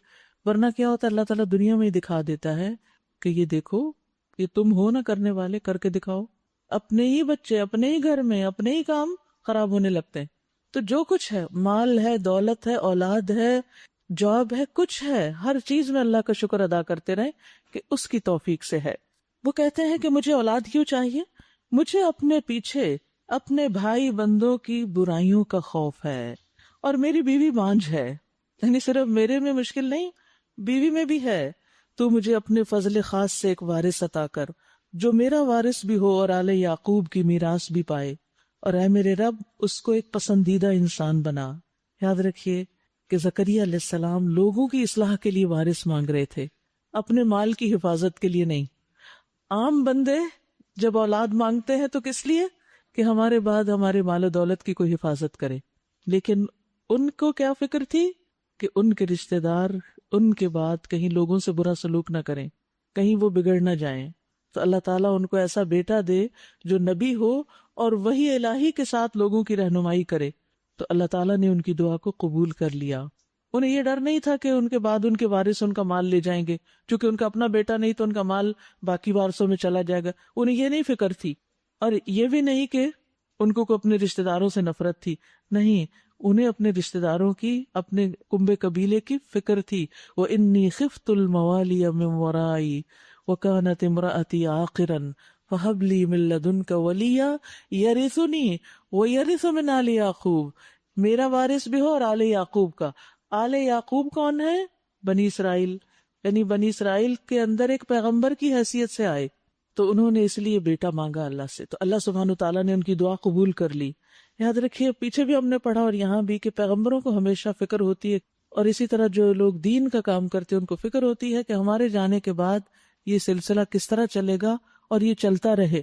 اور اس کے لیے بھی صرف اسباب کافی نہیں ہوتے، اللہ سے دعائیں کرنی ہوتی ہیں کہ اللہ سبحانہ وتعالیٰ تو اس لیگیسی کو قائم رکھ، آگے بڑھا، نہ کہ یہ یہیں پر ہی سلسلہ ختم ہو جائے. جواب دیا گیا، اے زکریا، ہم تجھے ایک لڑکے کی بشارت دیتے ہیں جس کا نام یحییٰ ہوگا. ہم نے اس نام کا کوئی آدمی اس سے پہلے پیدا نہیں کیا. سبحان اللہ، اللہ تعالیٰ نے کتنے زیادہ اچھے طریقے سے ان کی دعا قبول کی. یعنی ان کی دعا کی قبولیت اللہ کی طرف سے دراصل ان کی تکریم تھی. اللہ نے اپنے بندے کی سن لی اور انہیں بیٹا بھی عطا کیا جو ان کے لیے آئندہ کے لیے ایک طاقت کا ذریعہ تھا، ان کے کام کو آگے بڑھانے کا. اور پھر کیسی عزت کی کہ اس بچے کا نام بھی خود رکھ دیا. دنیا میں یہ ایک واحد بچہ ہے جس کا نام اللہ سبحانہ وتعالیٰ نے خود رکھا. یعنی ان کی دعا میں جو خلوص تھا، ان کی نیت میں جو خوبصورتی تھی کہ وہ لوگوں کی بھلائی کے لیے بیٹا چاہ رہے تھے، اپنے فائدے کے لیے نہیں. ہم ہر چیز اپنے فائدے کی سوچتے ہیں کہ مجھے کیا ملے گا، میرے کام اور میری چیز اور میرے مال کا کیا ہوگا. انہیں فکر تھی ان لوگوں کی اخلاقی حالت کا کیا ہوگا، ان کے دین کا کیا ہوگا اگر ان کے اندر کوئی سمجھانے والا نہ ہوا. آپ یہ بھی تو سوچ سکتے ہیں کہ انہوں نے بیٹا ہی کیوں مانگا، اور بھی تو کسی شخص کو اپوائنٹ کر سکتے تھے. تو ہو سکتا ہے کہ وہاں پر جتنے لوگ اس وقت موجود تھے ان میں سے کوئی بھی اہل نہیں تھا، اور کسی کو بھی نبوت ملتی نظر نہیں آ رہی تھی، کیونکہ نبوت بھی ہر ایک کو نہیں ملتی. اللہ تعالیٰ اس کے لیے خاص بندوں کو چنتا ہے. تو اس لیے انہوں نے کہا کہ اللہ تو مجھے ایسا بیٹا دے کہ جو میرے پیچھے آل یعقوب کا وارث ہو، نیکی کے یہ سلسلے چلتے رہیں. تو اللہ نے ان کی دعا اتنے خوبصورت طریقے سے قبول کی. عرض کیا، اے میرے رب، بھلا میرے ہاں بیٹا کیسے ہوگا جبکہ میری بیوی بانجھ ہے؟ پہلے بھی کہہ چکے تھے بیوی بانجھ، اب دوبارہ کہا، اور میں بوڑھا ہو کر سوکھ چکا ہوں. یعنی اسباب تو نظر نہیں آ رہے. جواب ملا، ایسا ہی ہوگا، کچھ مشکل نہیں. تیرا رب فرماتا ہے کہ یہ تو میرے لیے ایک ذرا سی بات ہے، آخر اس سے پہلے میں تجھے پیدا کر چکا ہوں جبکہ تو کوئی چیز نہ تھا. زکریا علیہ السلام نے کہا، اے میرے رب، میرے لیے کوئی نشانی مقرر کر دیجئے. فرمایا، تیرے لیے نشانی یہ ہے کہ تو مسلسل 3 دن تک لوگوں سے بات نہ کر سکے گا سوائے اللہ کی تسبیح کے. چنانچہ وہ محراب سے نکل کر اپنی قوم کے سامنے آئے اور اس نے اشارے سے ان کو ہدایت کی کہ صبح و شام تسبیح کرو، ان سبحوا بکرۃ وعشیا. اب اللہ سبحانہ وتعالیٰ نے ان کی دعا قبول کر لی. بیٹا پیدا ہو گیا، بیٹا بڑا ہو گیا، بیٹے کو نبی بنا دیا گیا. فرمایا، یا یحییٰ خذ الکتاب بقوہ، اے یحییٰ کتاب الہی کو مضبوط تھام لو، وآتیناہ الحکم صبیا، اور ہم نے اسے بچپن میں ہی حکم سے نوازا تھا، یعنی اسے علم اور حکمت عطا کیا، فیصلے کی قوت عطا کی، بہت سی خوبیاں دیں، وحنانا من لدنا، اور اپنی طرف سے اس کو نرم دلی عطا کی، وزکات اور پاکیزگی عطا کی، وکان تقیا، اور وہ بہت متقی تھا، بہت تقوی والا، وبرم بوالدیہ، اور اپنے والدین کا بہت حق شناس، والدین کے ساتھ نیک سلوک کرنے والا، کیونکہ اس دور میں بنی اسرائیل کے اندر والدین کا حق نہیں پہچانا جاتا تھا، اسی لیے سورۃ البقرہ میں آتا ہے کہ ہم نے بنی اسرائیل سے عہد لیا کہ اللہ کے سوا کسی اور کی تم عبادت نہیں کرو گے، وبالوالدین احسانا، بطور خاص ان کو تاکید کی گئی۔ تو یہاں زکریا علیہ السلام کو اللہ نے ایسا بچہ دیا کہ جو والدین کا حق شناس تھا۔ وَلَمْ يَكُنْ جَبَّارًا عَصِيًّا، وہ جبار نہ تھا، نافرمان نہ تھا۔ وَسَلَامٌ عَلَيْهِ يَوْمَ وُلِدَ وَيَوْمَ يَمُوتُ وَيَوْمَ يَمُوتُ وَيَوْمَ يُبْعَثُ حَيًّا، سلام اس پر جس روز کے وہ پیدا ہوا اور جس دن وہ مرے اور جس روز زندہ کر کے اٹھایا جائے۔ یاد رکھیے یہ تینوں مواقع انسان کے لیے بڑی وحشت کے ہوتے ہیں۔ ماں کے پیٹ سے ایک چھوٹی سی جگہ سے اتنی بڑی دنیا میں آ جانا وہ بچے کے لیے ایک گھبراہٹ کا باعث ہوتا ہے، اسی لیے آپ دیکھیں وہ رو رہا ہوتا ہے، یعنی اس کے لیے ایک ایڈجسٹمنٹ کا ایک ٹائم ہوتا ہے۔ پھر اسی طرح زندگی کے خاتمے پر موت کے منہ میں جانا بھی انسان کے لیے بڑی وحشت کا وقت ہوتا ہے۔ یعنی آپ سوچیے نا، موت کا تو سوچ کر ہی انسان کو خوف آتا ہے، تو کہاں یہ کہ جب ہم پہ موت آئے گی تو پتہ نہیں کیسا وقت ہوگا۔ اللہ ہم سب کے لیے اس کو آسان کر دے، مبارک کر دے، سلامتی والا کر دے۔ اور تیسری وحشت اس دن ہوگی جب قبروں سے پھر اٹھائے جائیں گے۔ تو اللہ تعالیٰ نے یہ تینوں وحشت کے موقع جو ہے ان کے لیے سلامتی کے بنا دیے، ان پر سلامتی، انہیں کوئی خوف نہیں ہوگا۔ وَاذْكُرْ فِي الْكِتَابِ مریم، اس کتاب میں مریم کا حال بیان کیجیے جبکہ وہ اپنے لوگوں سے الگ ہو کر مشرقی جانب گوشہ نشین ہو گئی تھی اور پردہ ڈال کر ان سے چھپ بیٹھی تھی۔ اس حالت میں ہم نے اس کے پاس اپنی روح یعنی فرشتے کو بھیجا اور وہ اس کے سامنے ایک پورے انسان کی شکل میں نمودار ہوا، بشرا سویا۔ قالت انی اعوذ بالرحمن منک ان کنت تقیا، کس طرح اپنا دفاع کرتی ہیں، کیونکہ وہ تو ہیکل میں مسلسل عبادت پر تھیں اور وہیں پر فرشتہ ان کے پاس مرد کی شکل میں آیا تو وہ گھبرا گئیں، یکا یک بول اٹھیں، اگر تو متقی انسان ہے تو میں تجھ سے رحمان کی پناہ چاہتی ہوں۔ یعنی مریم علیہ السلام نے اس کو اللہ کا ڈر دلایا، اور پھر کسی بھی شر کو دور کرنے کا یہ بہت اچھا طریقہ ہے۔ اور پھر یہ کہ انسان اللہ کا ذکر کر کے اور اللہ کی صفت رحمان یعنی اس کی رحمت کا ذکر کر کے ایک طرح سے اللہ کو پکارے بھی اور اس کا واسطہ بھی دے اور دوسرے کو بھی ایک طرح سے انڈائریکٹلی نصیحت کرے۔ اس نے کہا میں تو تیرے رب کا فرستادہ ہوں اور اس لیے بھیجا گیا ہوں کہ تجھے ایک پاکیزہ لڑکا دوں۔ مریم نے کہا میرے ہاں لڑکا کیسے ہوگا جبکہ کسی انسان نے مجھے چھوا تک نہیں اور میں کوئی بدکار عورت نہیں۔ فرشتے نے کہا ایسا ہی ہوگا، جیسے زکریا علیہ السلام سے کہا گیا ایسا ہی ہوگا، یہاں بھی کیا کہا گیا ایسا ہی ہوگا۔ تیرا رب فرماتا ہے کہ ایسا کرنا میرے لیے بہت آسان ہے، اور ہم یہ اس لیے کریں گے کہ اس لڑکے کو لوگوں کے لیے ایک نشانی بنائیں اور اپنی طرف سے ایک رحمت، اور یہ کام ہو کر رہنا ہے۔ مریم کو اس بچے کا حمل رہ گیا اور وہ اس حمل کو لیے ہوئے ایک دور کے مقام پر چلی گئی۔ پھر زچگی کی تکلیف نے اسے ایک کھجور کے درخت کے نیچے پہنچا دیا۔ وہ کہنے لگی کاش میں اس سے پہلے ہی مر جاتی اور میرا نام و نشان نہ رہتا۔ فرشتے نے پائنتی سے ان کو پکار کر کہا غم نہ کر، اللہ تحزنی، تیرے رب نے تیرے نیچے ایک چشمہ رواں کر دیا ہے، اور تو ذرا اس درخت کے تنے کو ہلا، تیرے اوپر تر و تازہ کھجوریں ٹپک پڑیں گی، بس تو کھا اور پی اور اپنی آنکھیں ٹھنڈی کر۔ یہاں پر آپ دیکھیے کہ پانی تو فراہم کر دیا گیا، پانی کا چشمہ تو بہہ گیا، لیکن کھجور کے لیے کہا کہ جاؤ اور درخت ہلاؤ اور کھجوریں توڑ کے لاؤ اور کھاؤ، یعنی رزق کے لیے سبب اختیار کرو۔ یعنی اللہ دینے والا ہے، اللہ نے اگا دی ہیں، وہ لگی ہوئی ہیں، توڑ لو اور کھاؤ۔ تو ایک طرف انسان کو رزق کی فراوانی کے لیے اللہ سے دعا کرنی چاہیے اور دوسری طرف کوشش کرنی چاہیے کہ اللہ سبحانہ وتعالیٰ نے اس حال میں بھی مریم علیہ السلام کو کھجور کا درخت ہلانے کا حکم دیا جبکہ وہ پینز لے رہی تھی۔ تو اس میں ایک کام کی بات اور حکمت کا نقطہ ہے کہ جب پینز آ رہی ہوں تو وہ وقت صرف آرام کرنے کا نہیں کہ انسان آرام سے لیٹ جائے کہ آسانی ہو جائے گی، نہیں، ان مع العسر یسرا، اس وقت انسان چلتا پھرتا رہے، ہلکی پھلکی ایکسرسائزز کرے. اور پھر ایک اور نقطہ جو یہاں پتہ چلتا ہے وہ یہ ہے کہ ایسی عورت کھجور کھا کر طاقت حاصل کرے، کیونکہ ولادت کا مرحلہ ایک مشقت کا مرحلہ ہے، تو اس سے پہلے بھی اور اس کے بعد بھی. یعنی نفاس والی عورت کے لیے تر کھجوروں سے بہتر کوئی چیز نہیں، بہترین ٹونک ہے، بہترین قوت دینے والی چیز ہے. اور بعد میں بھی چاہے انسان دودھ میں ڈال کے ان کو استعمال کرے یا ویسے استعمال کرے. اور عمومی طور پر بھی کمزوری کا علاج ہے، اسی لیے آپ دیکھیں کہ روزے کی افطاری کا اہتمام کھجور کے ساتھ کیا جاتا ہے، اور یہ نبی صلی اللہ علیہ وسلم کی سنت بھی ہے، کیونکہ سارے دن کی بھوک کے بعد انسان کے اندر ایک ویکنس آ چکی ہوتی ہے، تو جب انسان کھجور کھاتا ہے تو اس کی ویکنس چلی جاتی ہے. نبی صلی اللہ علیہ وسلم نے فرمایا جس گھر میں کھجور نہیں وہ اس گھر کی مانند ہے جس میں کوئی کھانا نہیں، یعنی سارے کھانے ایک طرف اور کھجور ایک طرف. حضرت عائشہ فرماتی ہیں رسول اللہ صلی اللہ علیہ وسلم نے فرمایا اے عائشہ جس گھر میں کھجور نہ ہو وہ گھر والے بھوکے ہیں. اے عائشہ جس گھر میں کھجور نہیں وہ گھر والے بھوکے ہیں. آپ نے 2 یا 3 بار تاکید سے یہ بات فرمائی.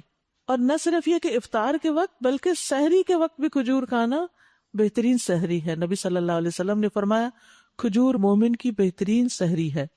اور افطار رسول اللہ صلی اللہ علیہ وسلم نماز سے پہلے یعنی مغرب کی نماز سے پہلے تازہ کھجوروں سے روزہ افطار کرتے. اگر تازہ کھجوریں نہ ہوتی تو پھر خشک کھجور بھی کھا لیتے، اور وہ بھی اگر نہ ملتی تو پانی کے چند گھونٹ پی لیا کرتے تھے. ایک دم بہت سا پانی نہیں پینا چاہیے. نبی صلی اللہ علیہ وسلم کی سنت ہے پانی کے چند گھونٹ. اگر آپ کو 1 گلاس بھی پینا ہے تو ایک ہی سانس میں اس کو مت پی جائیے، اس کو تھوڑا تھوڑا کر کے پیجیے اور اس کے بعد نماز ادا کیجیے، باقی کھانا پینا بعد میں. پھر اگر کوئی آدمی تجھے نظر آئے تو اس سے کہہ دے کہ میں نے رحمان کے لیے روزے کی نظر مانی ہے، کسی سے بات نہیں کرنا. اس لیے آج میں کسی سے نہ بولوں گی. ان کی شریعت میں چپ کا روزہ بھی تھا، اللہ کا شکر ہے ہمارے لیے نہیں، ورنہ ہم یہ درس نہیں دے سکتے تھے. پھر وہ اس بچے کو لیے ہوئے اپنی قوم میں آئی. لوگ کہنے لگے اے مریم یہ تو نے بڑا پاپ کر ڈالا. اے ہارون کی بہن نہ تیرا باپ کوئی برا آدمی تھا اور نہ تیری ماں ہی کوئی بدکار عورت تھی.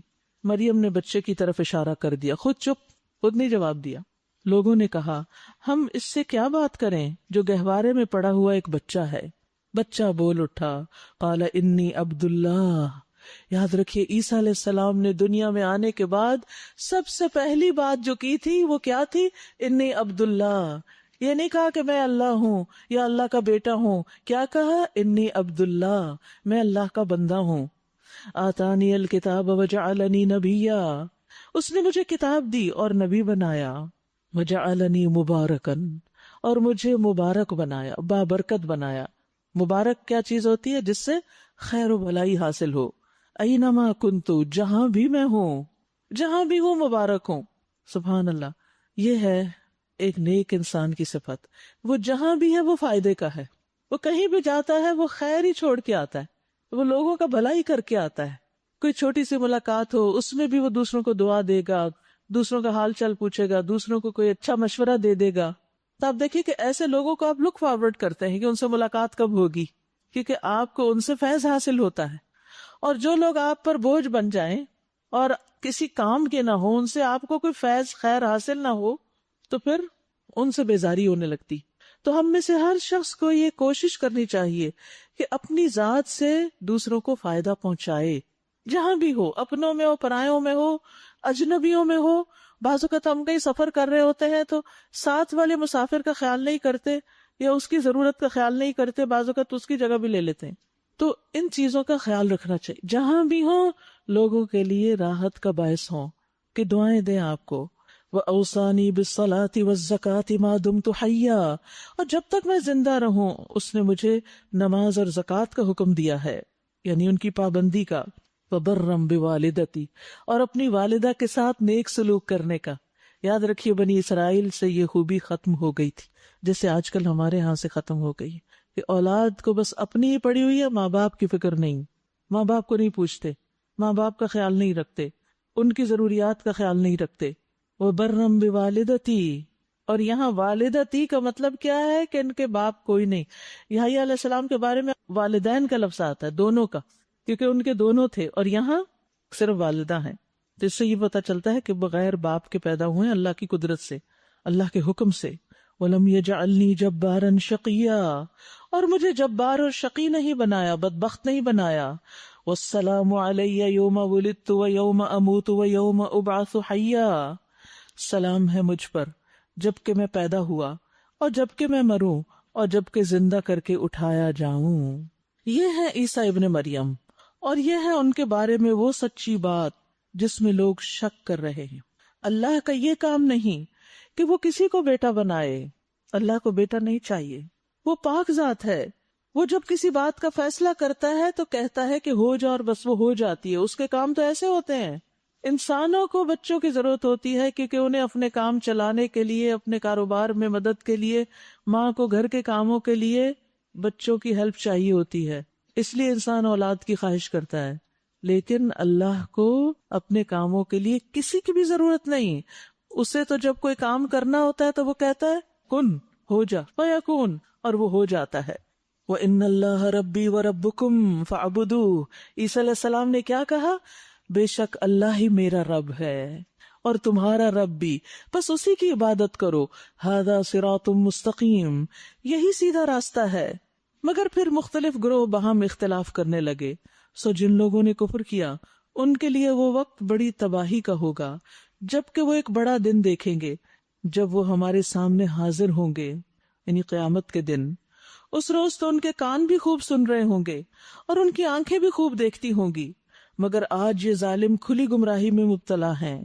اے محمد صلی اللہ علیہ وسلم، اس حالت میں جبکہ یہ لوگ غافل ہیں اور ایمان نہیں لا رہے، انہیں اس دن سے ڈراؤ جب کہ فیصلہ کر دیا جائے گا اور پچھتاوے کے سوا کوئی چارہ کار نہ ہوگا. وَأَنذِرْهُمْ يَوْمَ الْحَسْرَةِ، قیامت کا ایک نام حسرت کا دن بھی ہے. حسرت، شدید ندامت، ریگریٹس، ایسی چیز پر مر مٹنا جو انسان سے چھوٹ گئی ہو، اس کے ہاتھ سے نکل گئی ہو اور اسے پکڑنا ممکن نہ ہو. کبھی آپ نے بچپن میں اوپر اڑنے والے غبارے اڑائے کہ جن سے آپ کھیل رہے ہیں اور پھر وہ ایک دم ہاتھ سے چھٹا اور آپ حسرت ہی کرتے رہ گئے کہ دوبارہ پکڑے اور وہ ہاتھ میں نہیں آتا. تو حسرت کا دن جو ہے، یعنی قیامت کا دن حسرت کا دن ہے کہ جس میں انسان کو شدید قسم کی تکلیف ہوگی کہ کاش میں اپنے وقت کو صحیح استعمال کرتا اور دنیا میں کچھ کر کے آتا. وہاں ہر شخص حسرت کا ایک طرح سے شکار ہوگا. کافر تو ہوگا ہی کہ میں ایمان کیوں نہ لایا، عمل کیوں نہ کیے. مومن بھی ہوگا ٹو سم ایکسٹینٹ. مومن کو بھی حسرت ہوگی. کس پر؟ اپنی کمی کوتاہی پر. آج بھی آپ دیکھیں کہ جب ہمیں کسی اچھی بات کا پتہ چلتا ہے تو ہم اپنے ماضی پہ افسوس کرتے ہیں کہ اللہ اتنا وقت ایسے کیوں گزر گیا، ہم کچھ کر لیتے.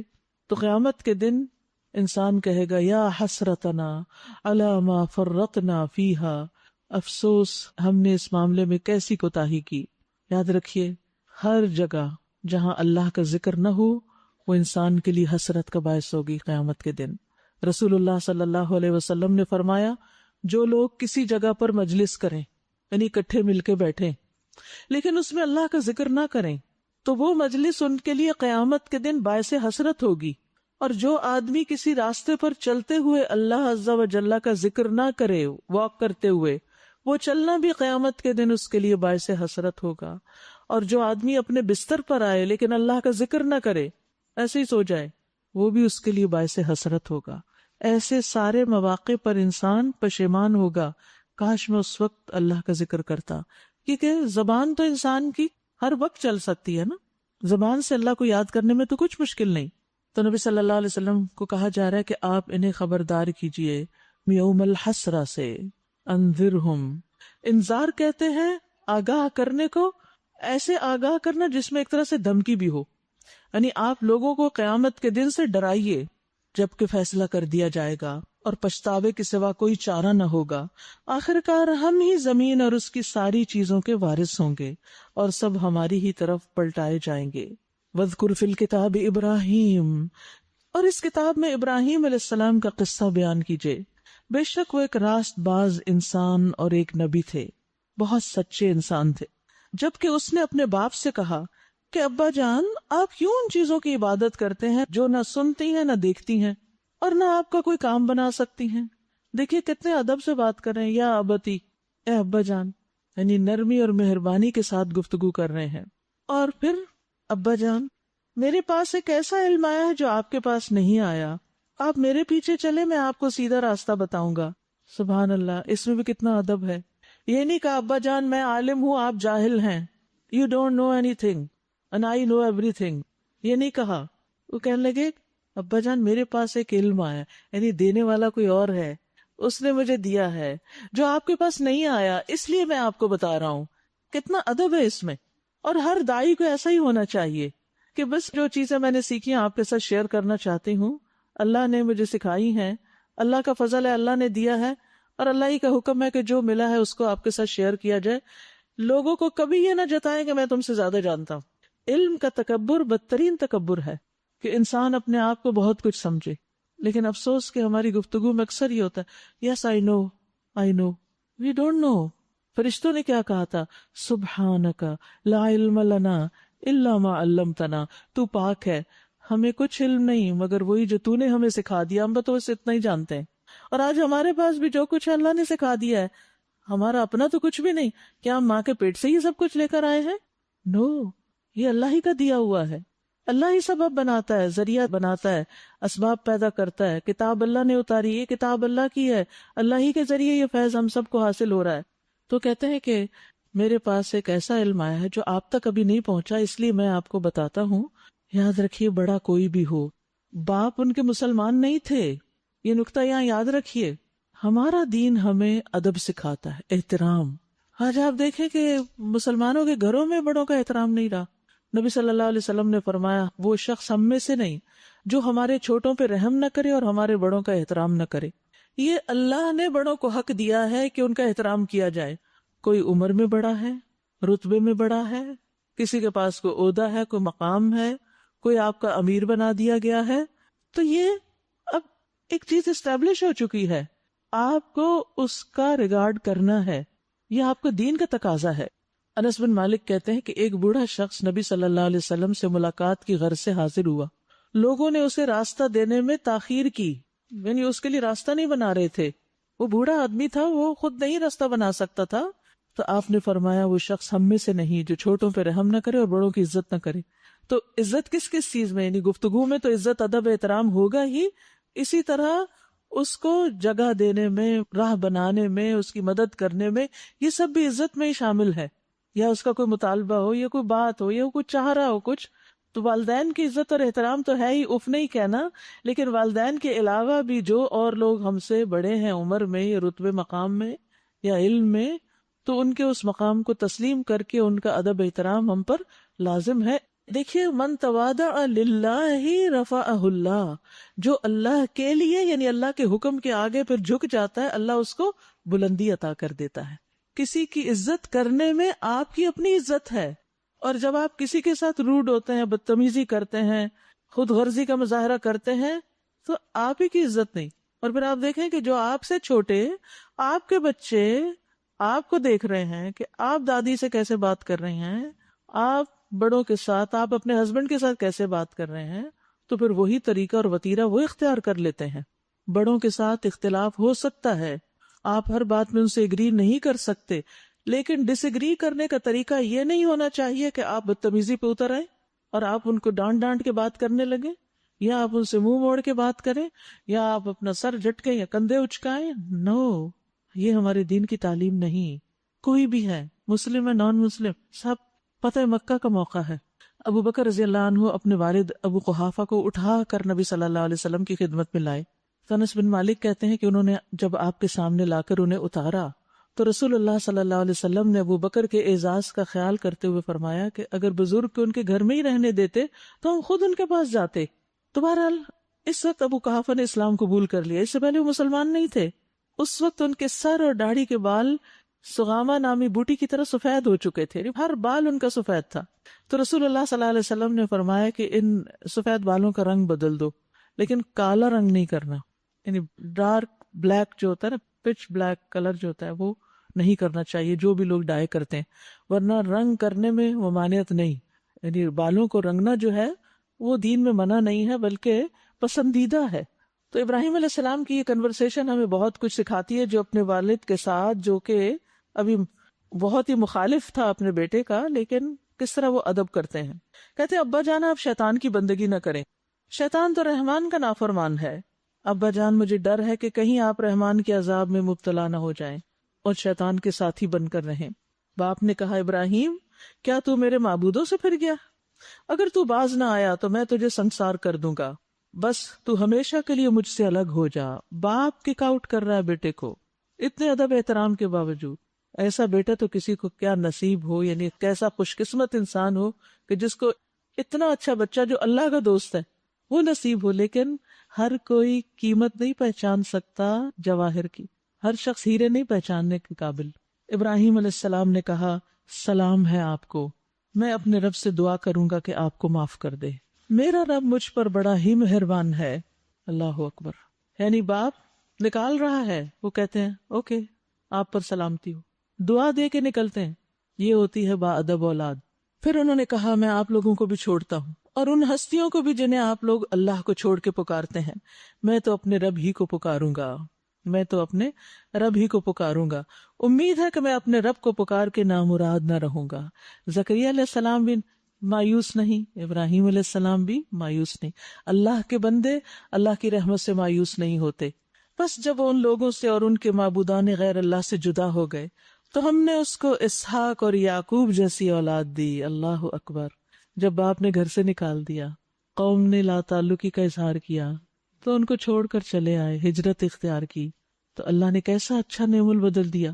اتنی بابرکت اولاد کہ اسحاق علیہ السلام کی اولاد میں سے، پھر یعقوب علیہ السلام اور ان کی اولاد میں سے، پھر بنی اسرائیل اور ان میں سے بے شمار پیغمبر، ایک کے بعد ایک، یعنی نیک انسان. اور ادھر نبی صلی اللہ علیہ وسلم آپ کی اولاد میں سے. یاد رکھیے جب انسان اللہ کے لیے کچھ چھوڑتا ہے تو اللہ سبحانہ و تعالیٰ ضرور اس کو اس سے بہتر عطا کرتا ہے. اور کبھی کبھی انسان اللہ کی خاطر اپنا حق بھی چھوڑ دیتا ہے، اس کے لیے بھی جنت میں گھر کا وعدہ ہے کہ انسان جھگڑا ختم کرنے کے لیے اگر اپنے حق کو بھی چھوڑ دیتا ہے، لیکن بس ایک شرط ہے ہر چیز میں، نیت اللہ کی رضا ہو، لوگوں کو دکھاوا نہ ہو. ہماری مشکل یہ ہے کہ ہم ہر چیز میں یہ دیکھتے ہیں لوگ کیا کہیں گے، اب لوگ کیا سوچیں گے، اب لوگوں کا ری ایکشن کیا ہوگا. اللہ ہم کو اس سے نجات دے دے. اور ہم ہر چیز میں یہ دیکھیں کہ اللہ ہم سے کیا چاہتا ہے، وہ کیا سوچے گا اگر ہم نے ایسا اور ایسا کیا. ہم نے اس کو اسحاق اور یعقوب جیسی اولاد دی اور ہر ایک کو نبی بنایا اور ان کو اپنی رحمت سے نوازا اور ان کو سچی ناموری عطا کی. اور ذکر کیجئے اس کتاب میں موسیٰ علیہ السلام کا، وہ ایک چنے ہوئے شخص تھے اور رسول نبی تھے. ہم نے اس کو طور کی داہنی جانب سے پکارا اور راز کی گفتگو سے اس کو تقرب عطا کیا. وَنَادَيْنَاهُ مِنْ جَانِبِ الطُّورِ الْأَيْمَنِ وَقَرَّبْنَاهُ نَجِيًّا. نادینا، ہم نے آواز دی. اس سے یہ پتہ چلتا ہے کہ اللہ سبحانہ وتعالی جب کلام کرتے ہیں تو اس میں آواز ہوتی ہے، آواز کے ساتھ کلام کرتے ہیں، کیونکہ ندا اور مناجات میں یہی فرق ہے. ندا بلند آواز ہوتی ہے جو سنی جا سکتی ہے، اور مناجات چپ کے سرگوشیاں ہوتی ہیں. تو یہاں اللہ سبحانہ وتعالی فرماتے ہیں وَنَادَيْنَاهُ، ہم نے اس کو پکارا، یعنی آواز کے ساتھ، اور پھر اس کو ہم نے قریب کیا. اللہ کا قرب، نجیہ، سرگوشی بھی کی، دونوں طرح سے بات کی. سبحان اللہ. تو اس آیت سے اللہ تعالیٰ کے لیے ندا اور مناجات کا اس بات ہوتا ہے. یعنی کچھ لوگ ہیں نا جو کہتے ہیں کہ اللہ تعالیٰ سے کلام کا انکار کرتے ہیں یا ندا کا یا مناجات کا، لیکن یہ آیات صاف اس پر دلیل ہیں. قرآن مجید میں کئی جگہ پر اللہ تعالیٰ کی ندا کا ذکر آتا ہے. وَإِذْ نَادَى رَبُّكَ مُوسَىٰ وَإِذْ نَادَاهُ رَبُّهُ بِالْوَادِ الْمُقَدَّسِ طُوًى إِذْ نَادَيْنَا. اور پھر اللہ تعالیٰ نے آدم اور حوا کو جب پکارا وَنَادَاهُمَا رَبُّهُمَا وَنَادَيْنَاهُ أَن يَا إِبْرَاهِيمُ، ابراہیم علیہ السلام کو اب پکارا، آواز دی. فَنَادَاهَا مِن تَحْتِهَا أَلَّا تَحْزَنِي قَدْ جَعَلَ رَبُّكِ تَحْتَكِ سَرِيًّا. اللہ سبحانہ وتعالیٰ عرش پر ہے، اس کے باوجود وہ بندوں کے ساتھ بھی ہے، اس کے لیے کچھ مشکل نہیں. لیکن یہ سوچنا کہ اللہ تعالیٰ یہاں بھی اور وہاں بھی ہے، نہیں. اللہ تعالیٰ اپنی ذات کے ساتھ عرش پر مستوی ہے. موسیٰ علیہ السلام کو اللہ تعالیٰ کا خاص قرب نصیب ہوا. وَقَرَّبْنَاهُ نَجِيًّا. مجاہد کہتے ہیں کہ 7ویں آسمان اور عرش کے درمیان 70,000 پردے ہیں. یعنی یہاں سے جو آسمان ہمیں تو اوپر دکھتا ہے نا، اس کے اوپر ایک اور آسمان، اس کے اوپر اور، اس کے اوپر اور، اس کے اوپر اور، اس کے اوپر اور، اس کے اوپر اور 7 آسمان. اور ایک آسمان سے دوسرے کا فاصلہ 500 سال کی مسافت کا، اور پھر اس کے اوپر عرش ہے، لیکن 7ویں آسمان اور عرش کے بیچ میں 70,000 پردے۔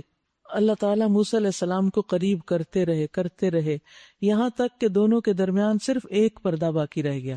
جب اس کو دیکھا اور موسیٰ علیہ السلام نے لوح محفوظ پر لکھنے والے فرشتوں کے قلموں کی آواز سنی تو کہا رب ارینی انظر الیک، اے رب مجھے دکھا کہ میں تجھے دیکھوں۔ تو یاد رکھیے کہ اللہ سبحانہ و تعالیٰ پیغمبروں کو اپنے قریب کرتے ہیں۔ نبی صلی اللہ علیہ وسلم کو بھی اللہ سبحانہ و تعالیٰ نے اپنے بہت قریب کیا تھا اور آپ سے بھی سرگوشیاں کی تھی۔ وہاں جبریل نہیں پہنچے تھے، اس مقام تک صرف نبی صلی اللہ علیہ وسلم پہنچے تھے، یعنی سدرۃ المنتہا کے پاس۔ اب یہ چیزیں جب انسان پڑھتا ہے اور سنتا ہے تو انسان کے اندر آتا ہے کہ وہ تو اللہ کے نبی تھے، اتنے بلند مقام رکھتے تھے، ان کو تو اللہ نے اپنا قرب دیا، ہم قرب کیسے حاصل کریں، ہم اللہ کے مقرب کیسے بنے؟ یاد رکھیے انسان جب نماز پڑھتا ہے تو اس کو اللہ کا قرب نصیب ہوتا ہے۔ نبی صلی اللہ علیہ وسلم نے فرمایا جو شخص نماز کے لیے کھڑا ہو تو اپنے سامنے نہ تھوکے، کیونکہ وہ جب تک اپنی نماز کی جگہ میں ہوتا ہے تو وہ اللہ سے سرگوشی کرتا ہے، اور سجدے میں سب سے زیادہ انسان اللہ کے قریب ہوتا ہے، تو جتنے سجدے زیادہ ہوں گے اتنا قرب زیادہ نصیب ہوگا۔ رسول اللہ صلی اللہ علیہ وسلم فرماتے ہیں اللہ تعالیٰ فرماتا ہے میں نے اپنے بندے پر جو چیز فرض کی ہے ان میں سے سب سے زیادہ مجھے کوئی اور چیز محبوب نہیں جس سے وہ میرا قرب حاصل کرے، اور وہ کیا ہے؟ فرض۔ یعنی فرض جو ہے، یعنی میں نے اپنے بندے پہ جو فرائض عائد کیے ہیں ان سے زیادہ کوئی اور چیز نہیں جو مجھے پسند ہو جس کے ذریعے وہ میرا قرب حاصل کر سکتا ہے۔ جب ہم اپنا فرض ادا کرتے ہیں، اسی لیے فرض نمازوں کا زیادہ اہتمام کریں۔ بعض لوگ دن بھر سوتے رہتے ہیں، فرض نمازیں تاخیر سے پڑھتے ہیں تاکہ ہم رات تراویح پڑھ سکیں، تہجد پڑھ سکیں۔ ان کے خیال میں تہجد شاید زیادہ افضل ہے لیکن فرض نماز سے نہیں۔ فرض نماز کی ادائیگی اللہ کو سب سے زیادہ محبوب ہے، اور اسی طرح آپ اپنا کوئی بھی فرض جب ادا کرتے ہیں، اب فرض روزے رمضان کے رکھنا زیادہ محبوب ہے اللہ کو بنسبت اس کے کہ آپ عام دنوں میں نفلی روزے رکھیں۔ اسی طرح حج کرنا اگر آپ پر فرض ہے وہ اللہ کو زیادہ محبوب ہے بنسبت اس کے کہ آپ عمرے پہ عمرہ کرتے رہیں اور حج ادا نہ کریں۔ اسی طرح اگر آپ پر زکوٰۃ عائد ہوتی ہے تو زکوٰۃ ادا کرنا اللہ کا دیدار پانے کے لیے بہت مفید ہے بنسبت اس کے کہ عام ویسے ادھر ادھر دائیں بائیں صدقہ کرتے رہیں اور زکوٰۃ کی نہ کیلکولیشن کریں، نہ فکر کریں، نہ اہتمام کریں، اور نہ سال آنے پر اس کو پورا نکال دیں۔ تو زکوٰۃ میں تو انسان کوتاہی کرے اور صرف صدقے پر گزارا کرے تو یہ طریقہ ٹھیک نہیں۔ تو سب سے زیادہ انسان کو اللہ کا قرب جو حاصل ہوتا ہے وہ فرائض ادا کر کے ہوتا ہے، اور اس کے بعد نوافل کی کثرت سے۔ فرمایا اور میرا بندہ مسلسل نوافل کے ذریعے میرا قرب حاصل کرتا رہتا ہے یہاں تک کہ میں اس سے محبت کرنے لگ جاتا ہوں۔ تو نوافل اللہ سبحانہ وتعالیٰ کی محبت حاصل کرنے کا ذریعہ۔ اور ہم بڑے آرام سے کہہ دیتے ہیں تو کیا ہوا، یہ کوئی فرض تو نہیں نا، یا کسی سے پوچھتے ہیں اچھا یہ فرض ہے، کئی چیزوں میں ہم سوال کرتے رہتے ہیں اچھا یہ کام یہ فرض ہے، یہ کرنا چاہیے۔ دیکھیں اگر فرض نہیں بھی اور اللہ نے اس کا حکم دیا ہے یا اس میں کچھ رخصت بھی ہے تو جتنا آپ کر سکتے ہیں کر کے اللہ کا قرب بھی تو پائیں گے۔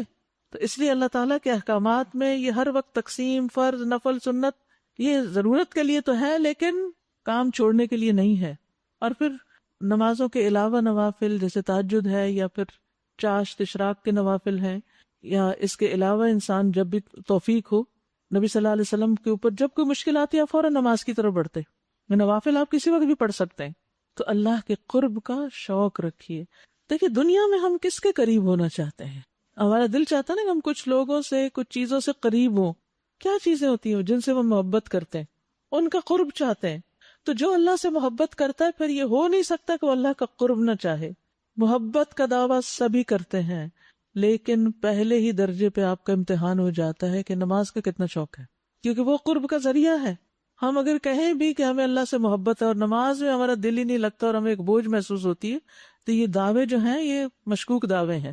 وَوَهَبْنَا لَهُ مِن رَحْمَتِنَا أَخَاهُ هَارُونَ نَبِيًّا۔ یاد رکھیے کہ موسیٰ علیہ السلام کی اولاد کا ذکر نہیں ملتا قرآن میں، لیکن ان کے بھائی کا ذکر ملتا ہے۔ ابراہیم علیہ السلام کی اولاد کا ذکر ملتا ہے، حضرت مریم کے بیٹے عیسیٰ کا ذکر ملتا ہے، زکریا علیہ السلام، یہ سارے خاندان تھے۔ لیکن موسیٰ علیہ السلام کے بھائی کا ذکر ملتا ہے۔ ان کے بھائی ہارون کو نبی بنا کر اسے مددگار کے طور پر دیا۔ اور اس کتاب میں اسماعیل کا ذکر کیجئے، وہ وعدے کا سچا تھا، خاص خوبی، اور رسول نبی تھا۔ وہ اپنے گھر والوں کو نماز اور زکوٰۃ کا حکم دیتا تھا اور اپنے رب کے نزدیک ایک پسندیدہ انسان تھا۔ اور اس کتاب میں ادریس علیہ السلام کا ذکر کرو، وہ ایک راست باز انسان اور ایک نبی تھا، اور اسے ہم نے بلند مقام پر اٹھایا۔ اولئک الذین انعم اللہ علیہم، یہ وہ لوگ ہیں جن پر اللہ نے انعام کیا ہے، یہ انعام یافتہ لوگ ہیں، یہ کامیاب سکسیسفل پیپل ہیں۔ ان کی کوالٹیز کو جانو۔ ہم دنیا میں سکسیس ٹپس دیکھتے رہتے ہیں، دنیاوی اعتبار سے جو لوگ سکسیسفل ہوئے ان کے کیا ٹریٹس ہیں وہ بڑے شوق سے پڑھتے رہتے ہیں، کیا کیا کرتے ہیں وہ، کیسے اتنے بڑے مقام پہ پہنچے، ہمیں بھی کچھ پتا چلے۔ اللہ کے نزدیک یہ بڑے لوگ ہیں، ان کے نمونے کو دیکھو، ان کے طریقے اختیار کرو، ان کا اخلاق کیسا تھا، یہ اپنے والدین سے کیسا سلوک کرتے تھے۔ آپ دیکھیے کہ دو نے کہا کہ وہ اپنے یعنی کہ حضرت یحییٰ کے بھی والدین کا ذکر، حضرت عیسیٰ کے بھی والدہ کا ذکر، ابراہیم علیہ السلام کا طرز عمل، یہ پورے نیک گھرانوں کا ذکر ہے بیسیکلی اگر دیکھا جائے۔ تو ہمیں بھی دین صرف اپنی ذات تک نہیں رکھنا چاہیے، اپنے گھرانوں کو، اپنے گھر والوں کو، اپنے عزیزوں کو ساتھ لے کے چلنا چاہیے، ان کی بھی فکر کرنی چاہیے۔ صرف اپنی عبادت، صرف اپنی پڑھائی، صرف اپنا سب کچھ نہیں، اپنے بچوں کی بھی فکر کریں، اور ان کے لیے اگر ہم اور کچھ بھی نہیں کر سکتے تو دعائیں اور صدقہ خیرات تو کرتے رہیں نا، یہ تو کر سکتے ہیں نا، یہ دو چیزیں تو مشکل نہیں۔ یہ وہ پیغمبر ہیں جن پر اللہ نے انعام فرمایا آدم کی اولاد میں سے اور ان لوگوں کی نسل سے جنہیں ہم نے نوح علیہ السلام کے ساتھ کشتی پہ سوار کیا تھا، اور ابراہیم کی نسل سے اور اسرائیل کی نسل سے یعنی یعقوب علیہ السلام کی، اور یہ ان لوگوں میں سے تھے جن کو ہم نے ہدایت بخشی اور چن لیا۔ ان کا حال یہ تھا کہ جب رحمان کی آیات ان کو سنائی جاتی تو روتے ہوئے سجدے میں گر جاتے تھے۔ سبحان اللہ، یہ ہیں یہ انعام یافتہ لوگ جن پر اللہ کی کتاب پڑھی جاتی تو روتے تھے وہ۔ ہمارا حال کیا ہے؟ ہم اللہ کی کتاب پڑھ کر کتنے آنسو بہاتے ہیں، رات کو تراویح میں سنتے ہیں، دل کا حال کیا ہوتا ہے؟ کہیں چلے سارے وقت نہیں، کسی جگہ تو دل پسیجے، کہیں تو ضرور رویا کریں، نہ بھی رونا ہے تو رونے کی کوشش کریں، کیونکہ یہ اللہ کے پسندیدہ بندوں کی صفت ہے کہ وہ اللہ کی کتاب پڑھ کے سن کے روتے ہیں، یہ کامیابی کی علامت ہے، اور دلوں کی سختی کو دور کرنے کا نسخہ ہے، دلوں کا تزکیہ اس سے ہوتا ہے۔ پھر ان کے بعد وہ ناخلف لوگ ان کے جانشین ہوئے جنہوں نے نماز کو ضائع کیا۔ اللہ اکبر، یہ تو سب نیک تھے، لیکن ان کی اولادوں میں سے ایسے لوگ آئے جو نماز میں سستی کرنے والے تھے اور خواہشات نفس کی پیروی کی، بس قریب ہے کہ وہ گمراہی کے انجام سے دوچار ہوں۔ فسوف یلقون غیا، نماز کو ضائع کرنا کیا ہے؟ نماز کو لیٹ کرنا نماز کو ضائع کرنا ہے۔ لوگوں نے ابن مسعود سے پوچھا کہ اس کا کیا مطلب ہے کہ انہوں نے نماز کو ضائع کر دیا؟ تو انہوں نے کہا اس سے مراد نماز کو اتنی دیر سے پڑھنا کہ اس کا وقت ہی نکل جائے، یعنی اول وقت ہی نکل جائے۔ تو لوگوں نے کہا ہم تو یہ سمجھتے تھے کہ نماز کو چھوڑ دینا اس کو ضائع کرنا ہے۔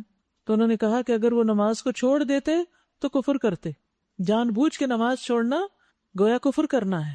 تو نماز کا ضائع کرنا، اسے دیر سے پڑھنا اور پھر دو دو نمازیں بلا وجہ جمع کرتے رہنا۔ صحابہ نمازوں کو ضائع ہوتے دیکھ کر رویا کرتے تھے۔ امام زہری کہتے ہیں کہ میں دمشق میں حضرت انس بن مالک کے پاس گیا، جب ان کے پاس اندر گیا تو وہ رو رہے تھے۔ میں نے پوچھا آپ کیوں رو رہے ہیں؟ تو انہوں نے کہا کہ نبی صلی اللہ علیہ وسلم کے دور کی کوئی چیز اب میں نہیں دیکھتا سوائے نماز کے، اور نماز کو بھی ضائع کر دیا گیا۔ اور ان کا مطلب یہ تھا کہ لوگ اب نمازیں لیٹ کر کر کے پڑھتے ہیں، دیر سے پڑھتے ہیں۔ تو اس میں خصوصاً عصر کی نماز جو ہے اس میں بہت تاخیری، دھوپ کو پیلا نہیں پڑھنا چاہیے۔ لیکن جو لوگ نماز پڑھیں ہی نہ، یہاں کس کو ڈانٹ پلائی جا رہی ہے؟ جو نمازیں لیٹ پڑھتے ہیں، اور جو پڑھیں نا ان کا انجام کیا ہے؟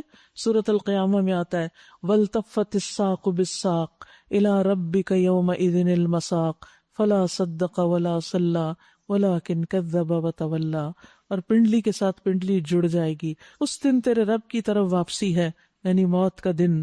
سو اس نے نہ تصدیق کی نہ نماز پڑھی، لیکن اس نے جھٹلایا اور منہ پھیر گیا۔ نماز سے غفلت کی قبر میں کیا سزا ہے؟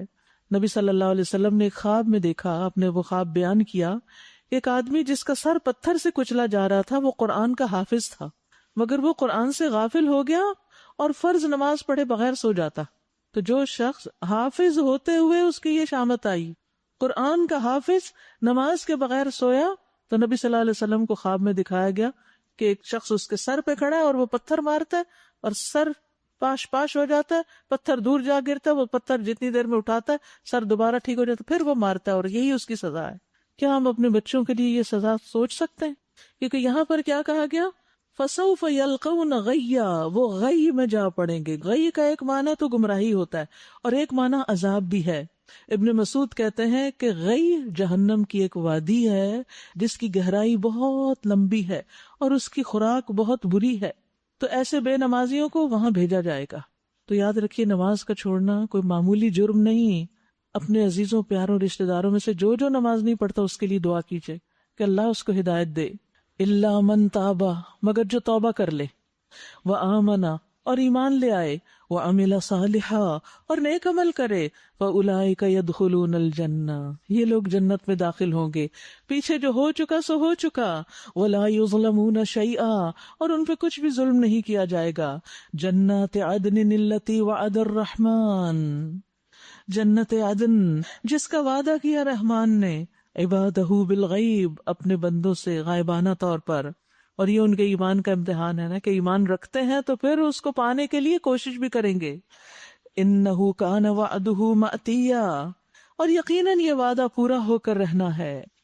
لا يسمعون فیہا لغوا الا سلاما، وہاں وہ کوئی بیہودہ بات نہیں سنیں گے۔ جنت کی خوبصورتی یہ ہے کہ وہاں فضول باتیں نہیں ہوں گی، جو کچھ بھی سنیں گے ٹھیک ٹھیک ہی سنیں گے، سلامت، اور ان کا رزق انہیں صبح و شام ملتا رہے گا۔ یہ ہے وہ جنت جس کا وارث ہم اپنے بندوں میں سے اس کو بنائیں گے، من کان تقیا، جو متقی بن کے رہا، جو پرہیزگار ہوا۔ وما نتنزل الا بامر ربک، اے محمد صلی اللہ علیہ وسلم، ہم آپ کے رب کے حکم کے بغیر نہیں اترا کرتے۔ جو کچھ ہمارے آگے ہے اور جو کچھ پیچھے ہے اور جو کچھ اس کے درمیان ہے، ہر چیز کا مالک وہی ہے، اور تمہارا رب بھولنے والا نہیں ہے۔ وہ رب ہے آسمانوں کا اور زمین کا اور ان ساری چیزوں کا جو آسمان و زمین کے درمیان ہے، پس تم اس کی بندگی کرو اور اسی کی بندگی پر ثابت قدم رہو۔ کیا ہے کوئی ہستی تمہارے علم میں اس کی ہم پایا؟ ہے کوئی اللہ کے برابر؟ انسان کہتا ہے کیا واقعی جب میں مر چکوں گا تو پھر زندہ کر کے نکال لایا جاؤں گا؟ کیا انسان کو یاد نہیں آتا کہ ہم اس سے پہلے اس کو پیدا کر چکے جب کہ وہ کچھ بھی نہ تھا؟ تیرے رب کی قسم، ہم ضرور ان سب کو اور ان کے ساتھ شیاطین کو بھی گھیر لائیں گے، پھر جہنم کے گرد لا کر انہیں گھٹنوں کے بل گرا دیں گے، پھر ہر گروہ میں سے ہر اس شخص کو چھانٹ لیں گے جو رحمان کے مقابلے میں زیادہ سرکش بنا ہوا تھا۔ پھر یہ ہم جانتے ہیں کہ ان میں سے کون سب سے بڑھ کر جہنم میں جھونکے جانے کا مستحق ہے۔ وَإِن مِّنكُمْ إِلَّا وَارِدُهَا، تم میں سے کوئی بھی ایسا نہیں جو اس پر وارد نہ ہو، جو اس سے نہ گزرے۔ کس پر؟ جہنم کے اوپر، یعنی پل صراط سے۔ یہ تو ایک طے شدہ بات ہے جسے پورا کرنا تیرے رب کے ذمہ ہے۔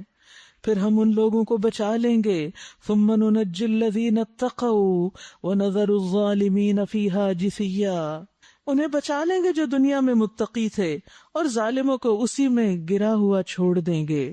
صحابہ اس آیت کو پڑھ کے رویا کرتے تھے۔ عبداللہ بن رواحہ اپنا سر اپنی بیوی کی گود میں رکھے ہوئے تھے تو رونے لگے، بیوی بھی رونے لگی۔ انہوں نے بیوی سے پوچھا تم کیوں رو رہی ہو؟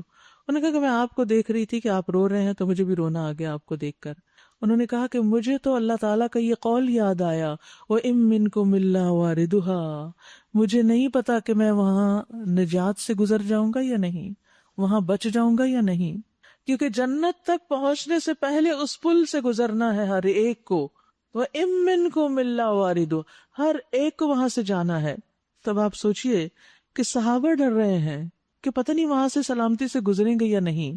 پھر اسی طرح ابو میسرہ جب اپنے بستر پر سونے لگتے تو کہتے کاش میری ماں نے مجھے جنم نہ دیا ہوتا، پھر رونے لگتے۔ پوچھا جاتا کہ ابو میسرہ کیوں روتے ہیں؟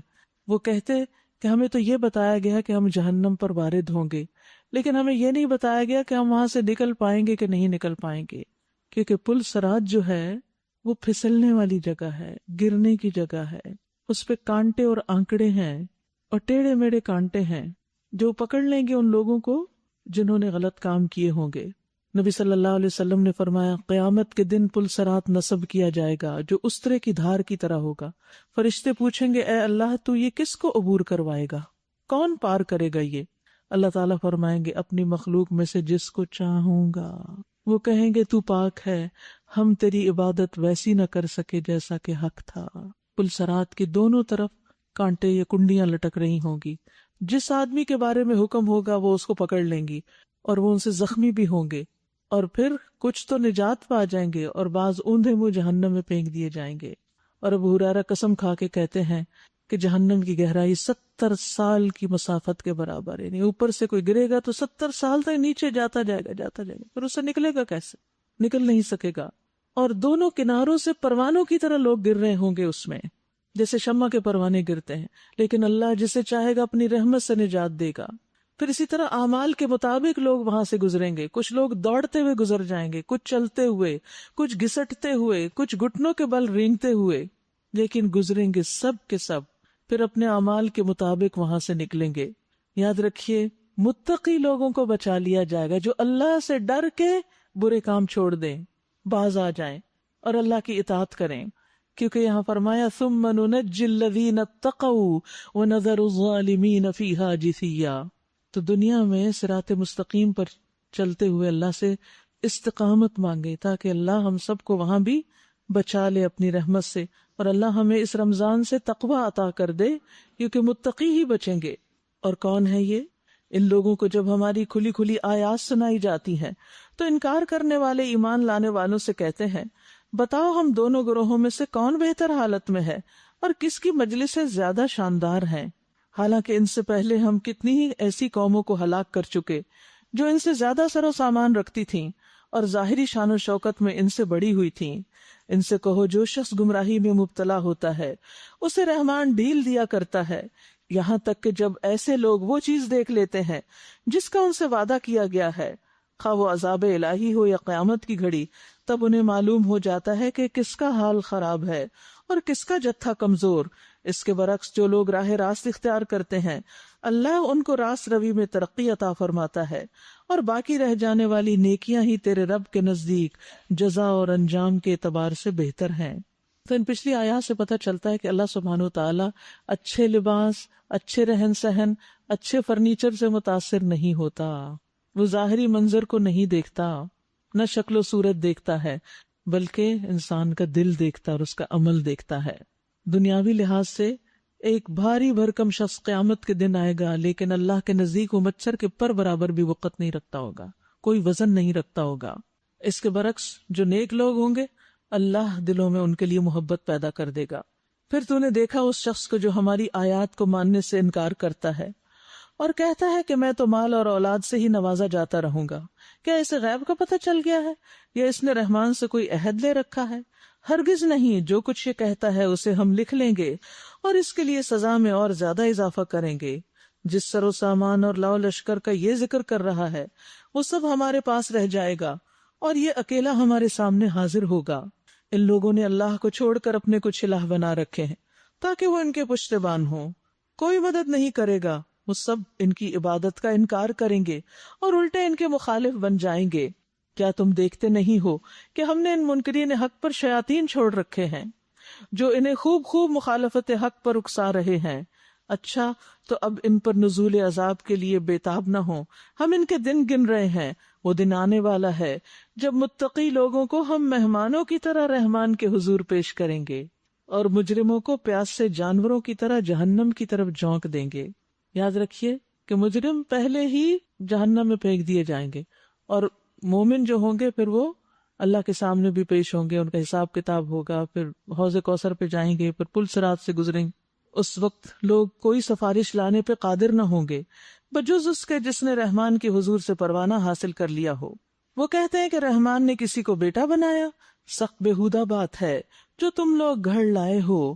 قریب ہے کہ آسمان پھٹ پڑے، زمین شق ہو جائے اور پہاڑ گر جائیں اس بات پر کہ لوگوں نے رحمان کے لیے اولاد ہونے کا دعویٰ کیا۔ رحمان کی یہ شان نہیں کہ وہ کسی کو بیٹا بنائے، زمین اور آسمانوں کے اندر جو بھی ہیں سب اس کے حضور بندوں کی حیثیت سے پیش ہونے والے ہیں، سب پر وہ محیط ہے، اس نے ان کو شمار کر رکھا ہے، سب قیامت کے روز فردن فردن اس کے سامنے حاضر ہوں گے۔ ان الذین آمنوا وعملوا الصالحات سیجعل لهم الرحمن ودا۔ یقیناً جو لوگ ایمان لائے اور نیک عمل کر رہے ہیں ان قریب رحمان ان کے لیے دلوں میں محبت پیدا کر دے گا. یاد رکھیے مومنوں کی آپس میں محبت اللہ کا انعام ہے. جو لوگ نیک عمل کرتے ہیں ایمان لا کر، اللہ تعالیٰ دوسروں کے دل میں ان کی محبت پیدا کر دیتا ہے. یاد رکھیے جس گروہ کے اندر آپس کی محبت ہے وہ اللہ کا پسندیدہ گروہ ہے، اور جہاں آپس کی نفرتیں اور اختلاف اور ایک دوسرے سے بدتمیزی، بد اخلاقی اور ایک دوسرے کو کاٹنا، یہ اللہ کے عذاب کی قسم ہے. اور اگر آپ سمجھتے ہیں کہ لوگ آپ کو بے وقت کر رہے ہیں تو کیا کریں؟ اللہ کی اطاعت میں اضافہ کر دیں، اپنا اخلاق اچھا کر لیں. اللہ دوسروں کے دل آپ کے لیے خود بخود مسخر کر دے گا. مجاہد کہتے ہیں کہ اللہ ان سے محبت کرے گا اور انہیں اپنے مومن بندوں کے دلوں میں محبوب بنا دے گا. حرم کہتے ہیں جو بھی بندہ اپنے دل کے ساتھ اللہ کی طرف متوجہ ہو جائے تو اللہ مومنوں کے دلوں کو اس کی طرف متوجہ کر دیتا ہے، یہاں تک کہ اللہ اسے مومنوں کی محبت عطا کر دیتا ہے. اور جب اللہ کسی سے محبت کرتا ہے تو پھر وہ محبت فرشتوں اور بندوں تک چلی جاتی ہے. سہیل کہتے ہیں کہ ہم عرفہ میں تھے، عمر بن عبدالعزیز گزرے اور وہ امیر حج تھے، تو لوگ انہیں دیکھنے کے لیے کھڑے ہو گئے.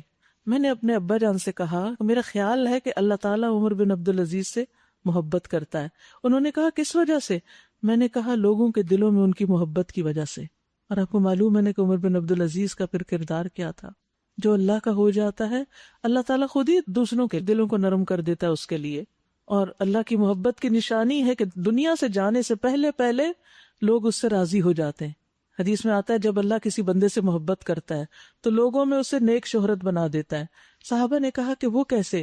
فرمایا اس طرح کہ اس کی موت سے پہلے اس کو نیک عمل کی توفیق دے دیتا ہے، حتیٰ کہ اس کے پڑوسی یا فرمایا آس پاس والے اس سے راضی ہو جاتے ہیں، سب اس کو معاف کر دیتے ہیں اور وہ دنیا سے خیر و عافیت اور لوگوں سے معافی تلافی کر کے جاتا ہے. اس کو یہ مہلت مل جاتی ہے. آپ نے دیکھا ہوگا نا کچھ مرنے والے بڑے عافیت کے ساتھ اس کو بھی ریکویسٹ کر دیں مجھے معاف کر دو، اس کو بھی، اور سب اس سے راضی، اور پھر وہ دنیا سے رخصت ہوتا ہے. یہ بھی اللہ کی محبت کی نشانی ہوتی ہے اس کے کسی خاص نیک عمل کی وجہ سے. یقیناً جو لوگ ایمان لائے اور نیک عمل کرتے ہیں ان قریب رحمان ان کے لیے دلوں میں محبت پیدا کر دے گا.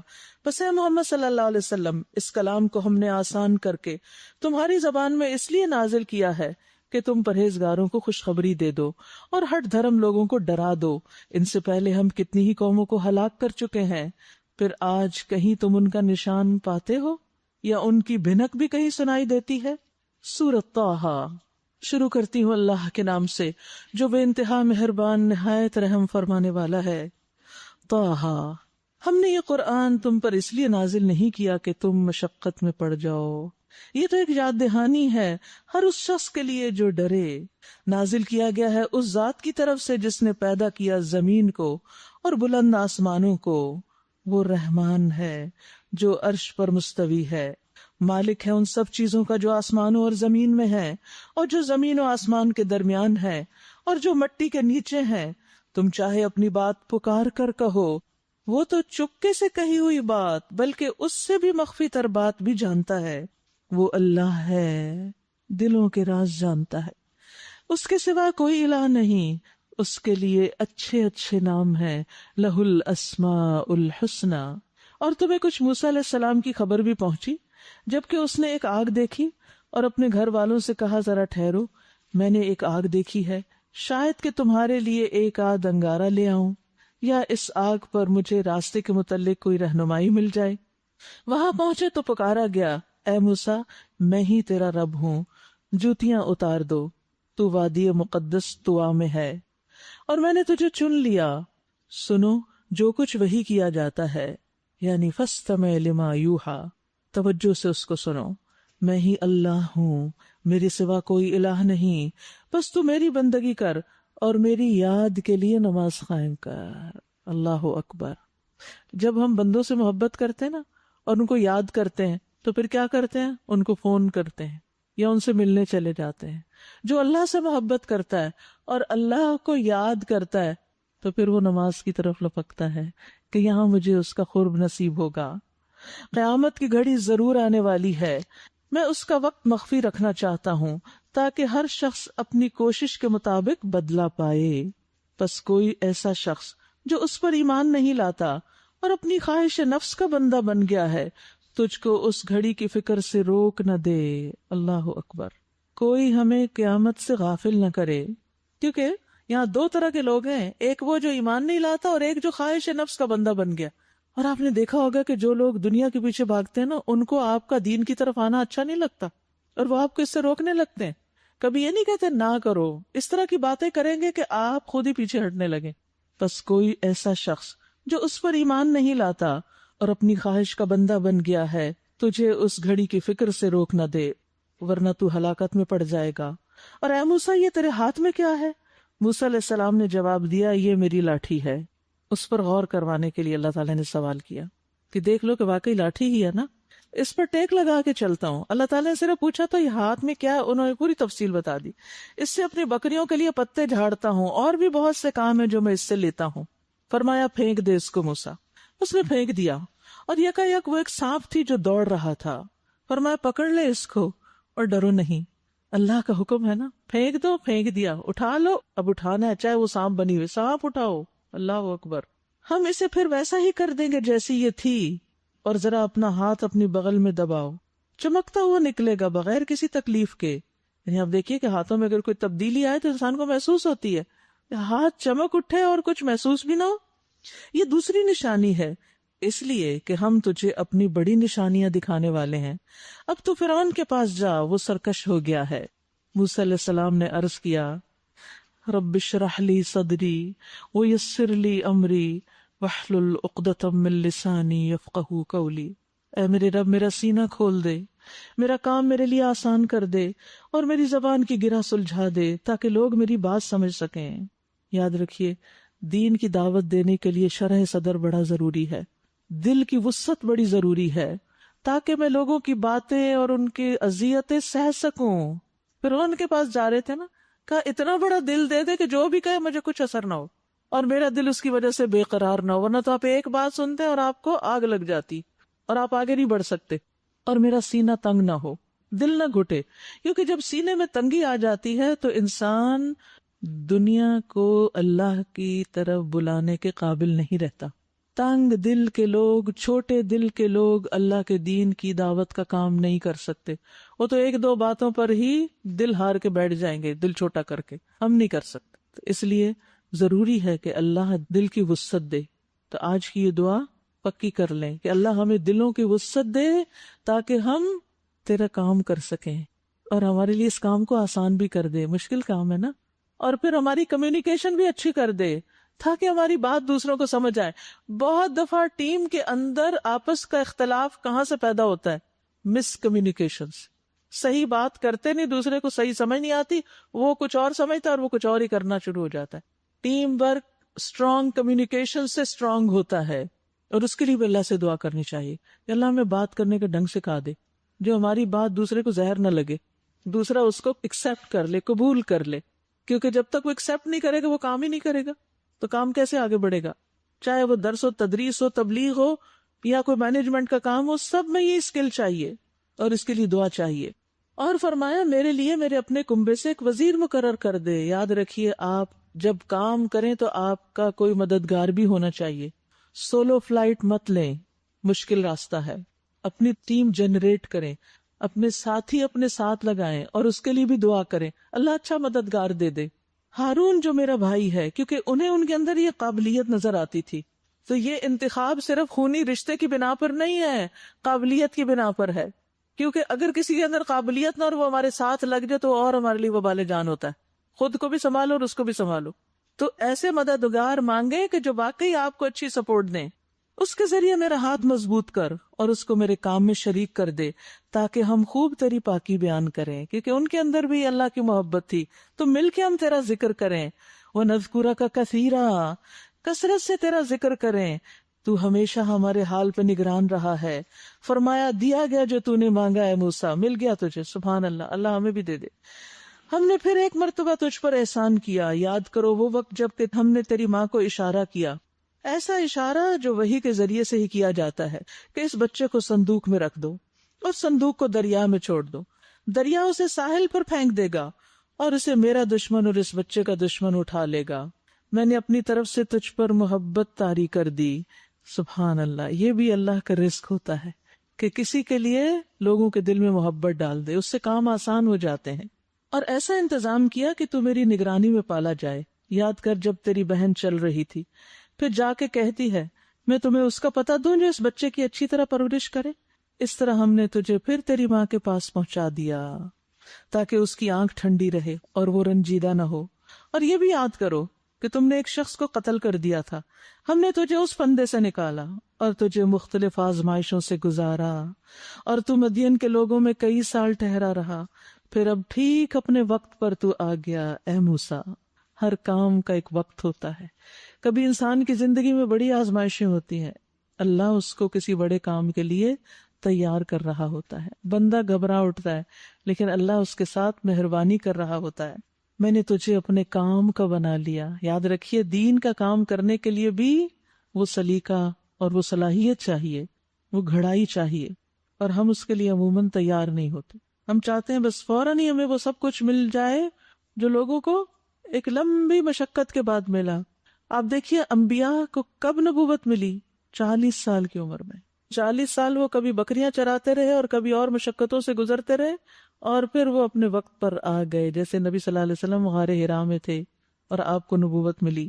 جا تو اور تیرا بھائی میری نشانیوں کے ساتھ، اور دیکھو تم میری یاد میں کمی نہ کرنا. دین کا کام کرتے ہوئے اللہ کے ذکر کو نہ بھولیں. جاؤ تم دونوں فرعون کے پاس کہ وہ سرکش ہو گیا ہے. سرکش، اس سے نرمی سے بات کرنا. سرکش کے ساتھ نرمی کرنا تو پھر اپنے ساتھیوں سے کیسے بات کرنی چاہیے اگر ان سے کوئی کام لینا ہو. فرعون کے ساتھ نرمی تو اپنے ساتھیوں سے تو پھر اور بھی محبت ہونی چاہیے. اس سے بڑا سرکش تو کوئی نہیں تھا جو اپنے آپ کو الہ کہتا تھا. پھر یاد رکھیے نرم بات صدقہ ہے، اس کے لیے جنت ہے جو گفتگو میں نرمی کرے. فرمایا اس سے نرمی سے بات کرنا، شاید کہ وہ نصیحت قبول کر لے یا ڈر جائے. فرعون سے بھی توقع رکھو کہ شاید بات مان جائے، تو اس سے کم تو ہر ایک سے توقع رکھنی چاہیے، امید کے ساتھ جانا چاہیے. دونوں نے عرض کیا اے ہمارے رب، ہمیں ڈر ہے کہ وہ ہم پہ زیادتی کرے گا یا سرکشی کرے گا. فرمایا ڈرو مت، میں تمہارے ساتھ ہوں. سبحان اللہ، سب کچھ سن رہا ہوں اور دیکھ رہا ہوں، میری مدد ہے تمہارے ساتھ.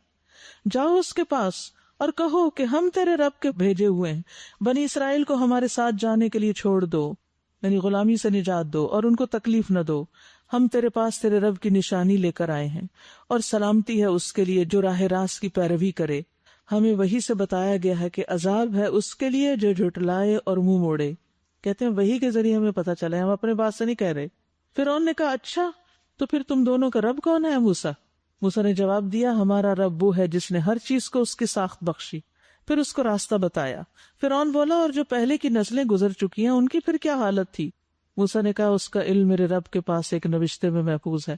کوئی ججمنٹ پاس نہیں کی کہ وہ جہنم میں یا جنت میں. کہا میرے رب جانتا ہے، میرا رب نہ چوکتا ہے نہ بھولتا ہے. وہی جس نے تمہارے لیے زمین کا فرش بچھایا اور اس میں تمہارے چلنے کو راستے بنائے اور اوپر سے پانی برسایا، پھر اس کے ذریعے سے مختلف قسم کی پیداوار نکالی. کھاؤ اور اپنے جانوروں کو بھی چراؤ، یقیناً اس میں بہت سی نشانیاں ہیں عقل رکھنے والوں کے لیے. اسی زمین سے ہم نے تمہیں پیدا کیا، اسی میں ہم تمہیں واپس لے جائیں گے اور اسی سے ہم تمہیں دوبارہ نکالیں گے. ہم سب کا یہی انجام ہے. ہم نے فرعون کو اپنی سبھی نشانیاں دکھائیں مگر وہ جھٹلائے چلا گیا اور نہ مانا. کہنے لگا اے موسیٰ، کیا تو ہمارے پاس اس لیے آیا کہ اپنے جادو کے زور سے ہمیں ہمارے ملک سے باہر نکالے؟ اچھا ہم بھی تیرے مقابلے میں ویسے ہی جادو لاتے ہیں، طے کر لے کب اور کہاں مقابلہ کرنا ہے. ہم نے اس قرارداد سے پھریں گے نہ تم پھرنا. کھلے میدان میں سامنے آ جاؤ. موسیٰ علیہ السلام نے کہا جشن کا دن طے ہوا اور دن چڑھے لوگ جمع ہوں. فرعون نے پلٹ کر اپنے سارے ہتھ کنڈے جمع کیے اور مقابلے میں آ گیا. موسیٰ علیہ السلام نے عین موقع پر لوگوں کو مخاطب کر کے کہا شامت کے مارو، جھوٹی تہمتیں مت باندھو اللہ پر، ورنہ وہ ایک سخت عذاب سے تمہارا ستیہ ناش کر دے گا. جھوٹ جس نے بھی گھڑا وہ نامراد ہوا. یہ سن کر ان کے درمیان اختلاف رائے ہو گیا. وہ چپ کے باہم مشورے کرنے لگے، یعنی انہیں اپنی کمزوری کا پتا تھا اور انہوں نے کہا کہ یہ جو جادو ہے یہ اس کی کوئی حقیقت تو نہیں نا. یہ کتاب بھی ہے جادو حقیقت اور علاج، جو ان کو وہم ہو جاتا نا کہ پتہ نہیں جادو ہے کہ نہیں، تو ان کے لیے بہت مفید، اس میں دعائیں وغیرہ بھی ہیں، علاج بھی ہے. آخرکار کچھ لوگوں نے کہا یہ دونوں تو محض جادوگر ہیں، ان کا مقصد یہ ہے کہ اپنے جادو کے زور سے تم کو تمہاری زمین سے بے دخل کر دیں اور تمہارے مثالی طریقے زندگی کا خاتمہ کر دیں۔ اپنی ساری تدبیریں آج اکٹھی کر لو اور ایکا کر کے میدان میں آ جاؤ، بس یہ سمجھ لو کہ آج جو غالب رہا وہی جیت گیا۔ جادوگر بولے موسیٰ تم پھینکتے ہو یا پہلے ہم پھینکیں؟ موسیٰ علیہ السلام نے کہا نہیں تم ہی پھینکو۔ یکا یک ان کی رسیاں اور ان کی لاٹھیاں ان کے جادو کے زور سے موسیٰ کو دوڑتی ہوئی محسوس ہونے لگی۔ موسیٰ علیہ السلام اپنے دل میں ڈر گئے۔ یہ ڈر کیسا تھا؟ طبعی انسانی فطرت میں ہے نا کہ کوئی بھی ایک دم جب خوفناک چیز کے سامنے آتی ہے تو ایک دم شاک ہو جاتا ہے، ایک دم ڈر جاتے ہیں، ورنہ انہیں اللہ کے وعدے پر پورا یقین تھا۔ ہم نے کہا مت ڈرو، تم ہی غالب رہو گے، پھینک جو کچھ تمہارے ہاتھ میں ہے۔ ابھی ان کی ساری بناوٹی چیزوں کو نگلے جاتا ہے، یہ جو کچھ بنا کر لائے ہیں یہ تو جادوگر کا فریب ہے، اور جادوگر کبھی کامیاب نہیں ہو سکتا خواہ وہ کسی شان سے آئے۔ آخر کو یہی ہوا کہ سارے جادوگر سجدے میں گرا دیے گئے اور پکار اٹھے آمنا برب ہارون و موسیٰ، مان لیا ہم نے ہارون اور موسیٰ کے رب کو۔ فرعون نے کہا تم ایمان لے آئے اس سے پہلے کہ میں تمہیں اس کی اجازت دیتا؟ معلوم ہو گیا کہ یہ تمہارا گرو ہے جس نے تمہیں جادوگری سکھائی ہے۔ اچھا اب میں تمہارے ہاتھ پاؤں مخالف سمتوں سے کٹواتا ہوں، دھمکی دی، اور کھجور کے تنوں پہ تم کو سولی دیتا ہوں، پھر تمہیں پتہ چل جائے گا کہ ہم دونوں میں سے کس کا عذاب زیادہ سخت اور دیر پا ہے، یعنی میں تمہیں زیادہ سخت سزا دے سکتا ہوں یا موسیٰ؟ جادوگروں نے جواب دیا قسم ہے اس ذات کی جس نے ہمیں پیدا کیا، یہ ہرگز نہیں ہو سکتا کہ ہم روشن نشانیاں سامنے آ جانے کے بعد بھی اب تجھے ترجیح دیں۔ تو جو کچھ کرنا چاہے کر لے، تو زیادہ سے زیادہ بس اسی دنیا کی زندگی کا فیصلہ کر سکتا ہے، یعنی زیادہ زیادہ تو ہماری دنیا کا نقصان کر دے گا، تو کیا ہوا، آخرت تو ہے نا۔ ہم تو اپنے رب پر ایمان لے آئے تاکہ وہ ہماری خطائیں معاف کر دے اور اس جادوگری سے جس پر تو نے ہمیں مجبور کیا تھا درگزر فرمائے۔ یعنی انہیں فوراً احساس ہوا کہ جو ہم کر رہے تھے یہ جادوگری یہ ٹھیک نہیں تھی۔ اللہ ہی اچھا ہے اور وہ باقی رہنے والا ہے، واللہ خیر و ابقا، انہ من یأت ربہ مجرما فإن لہ جہنم لا یموت فیہا ولا یحیا۔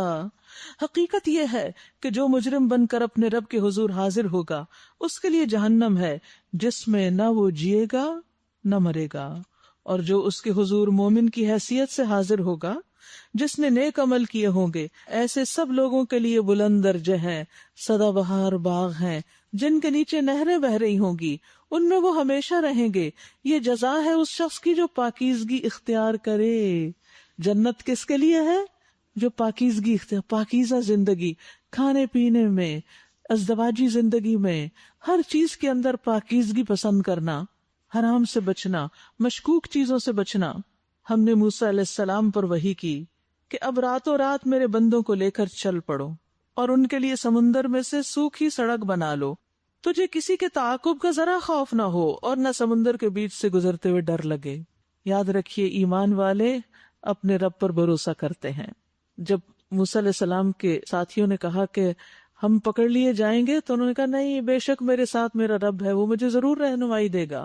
تو مومن ہر نفع نقصان کا مالک اللہ کو سمجھتا ہے کہ اگر اللہ کوئی تکلیف پہنچانا چاہے تو کوئی اور ہٹا نہیں سکتا، اور اگر وہ رحمت کرنا چاہے تو کوئی رحمت کو روک نہیں سکتا۔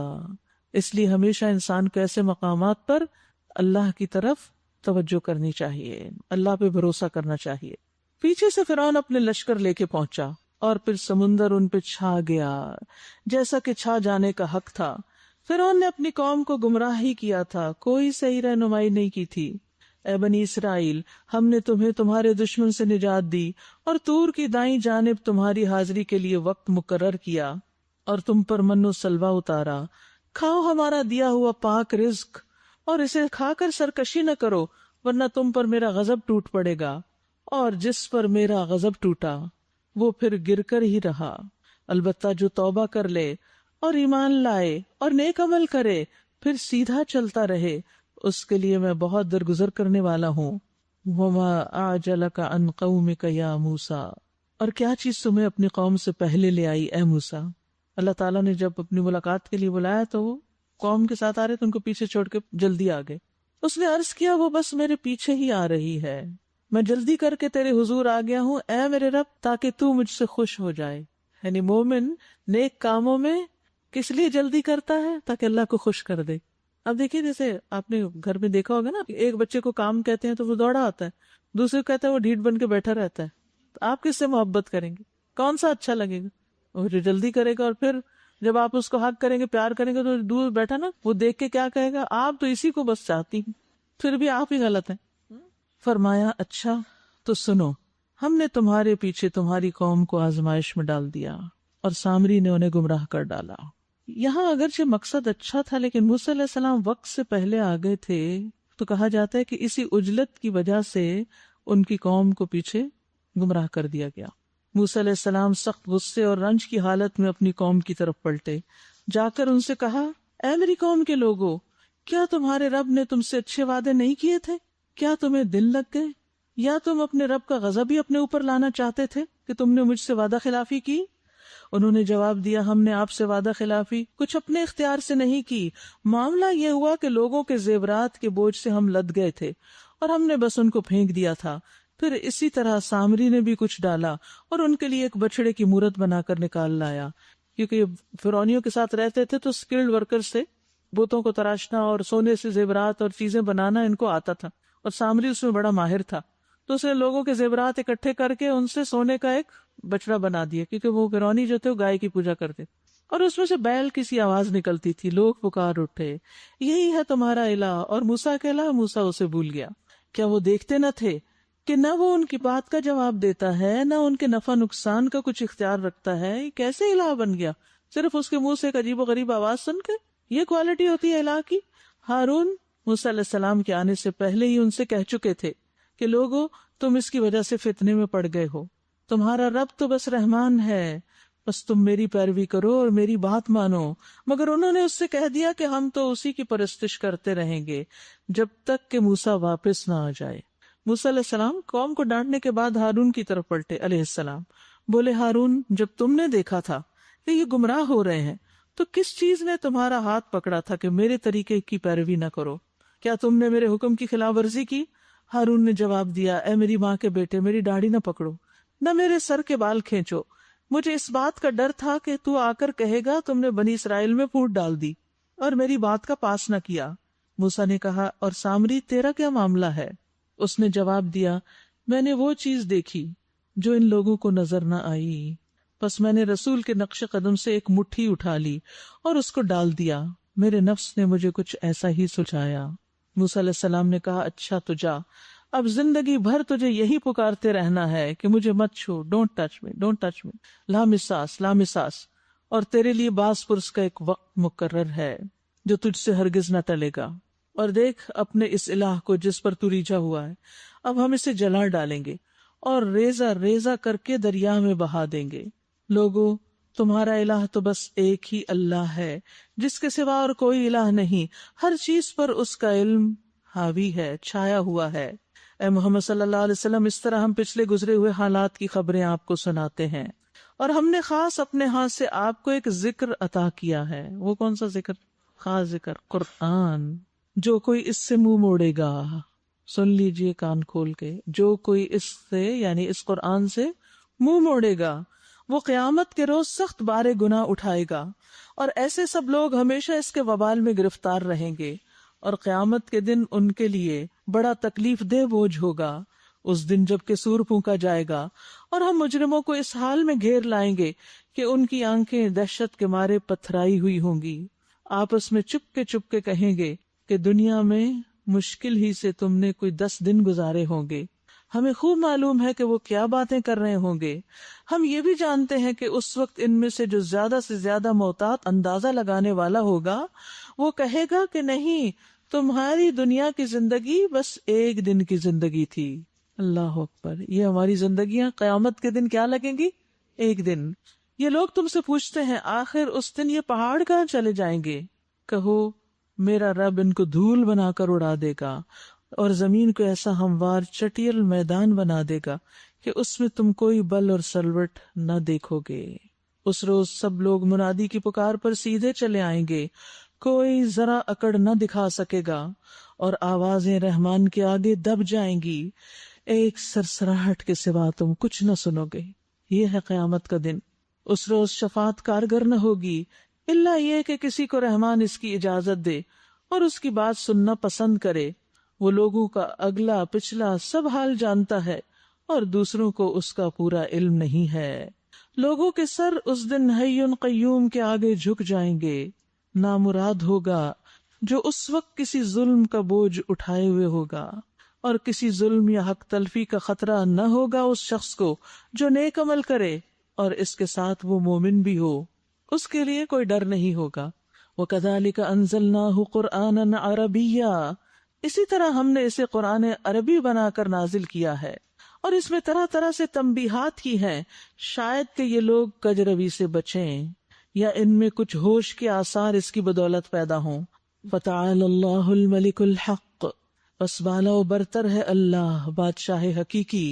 اور دیکھو قرآن پڑھنے میں جلدی نہ کیا کرو جب تک تمہاری طرف اس کی وہی تکمیل کو نہ پہنچ جائے، اور دعا کرو کہ اے میرے رب مجھے زیادہ علم عطا کر اور علم عطا کر.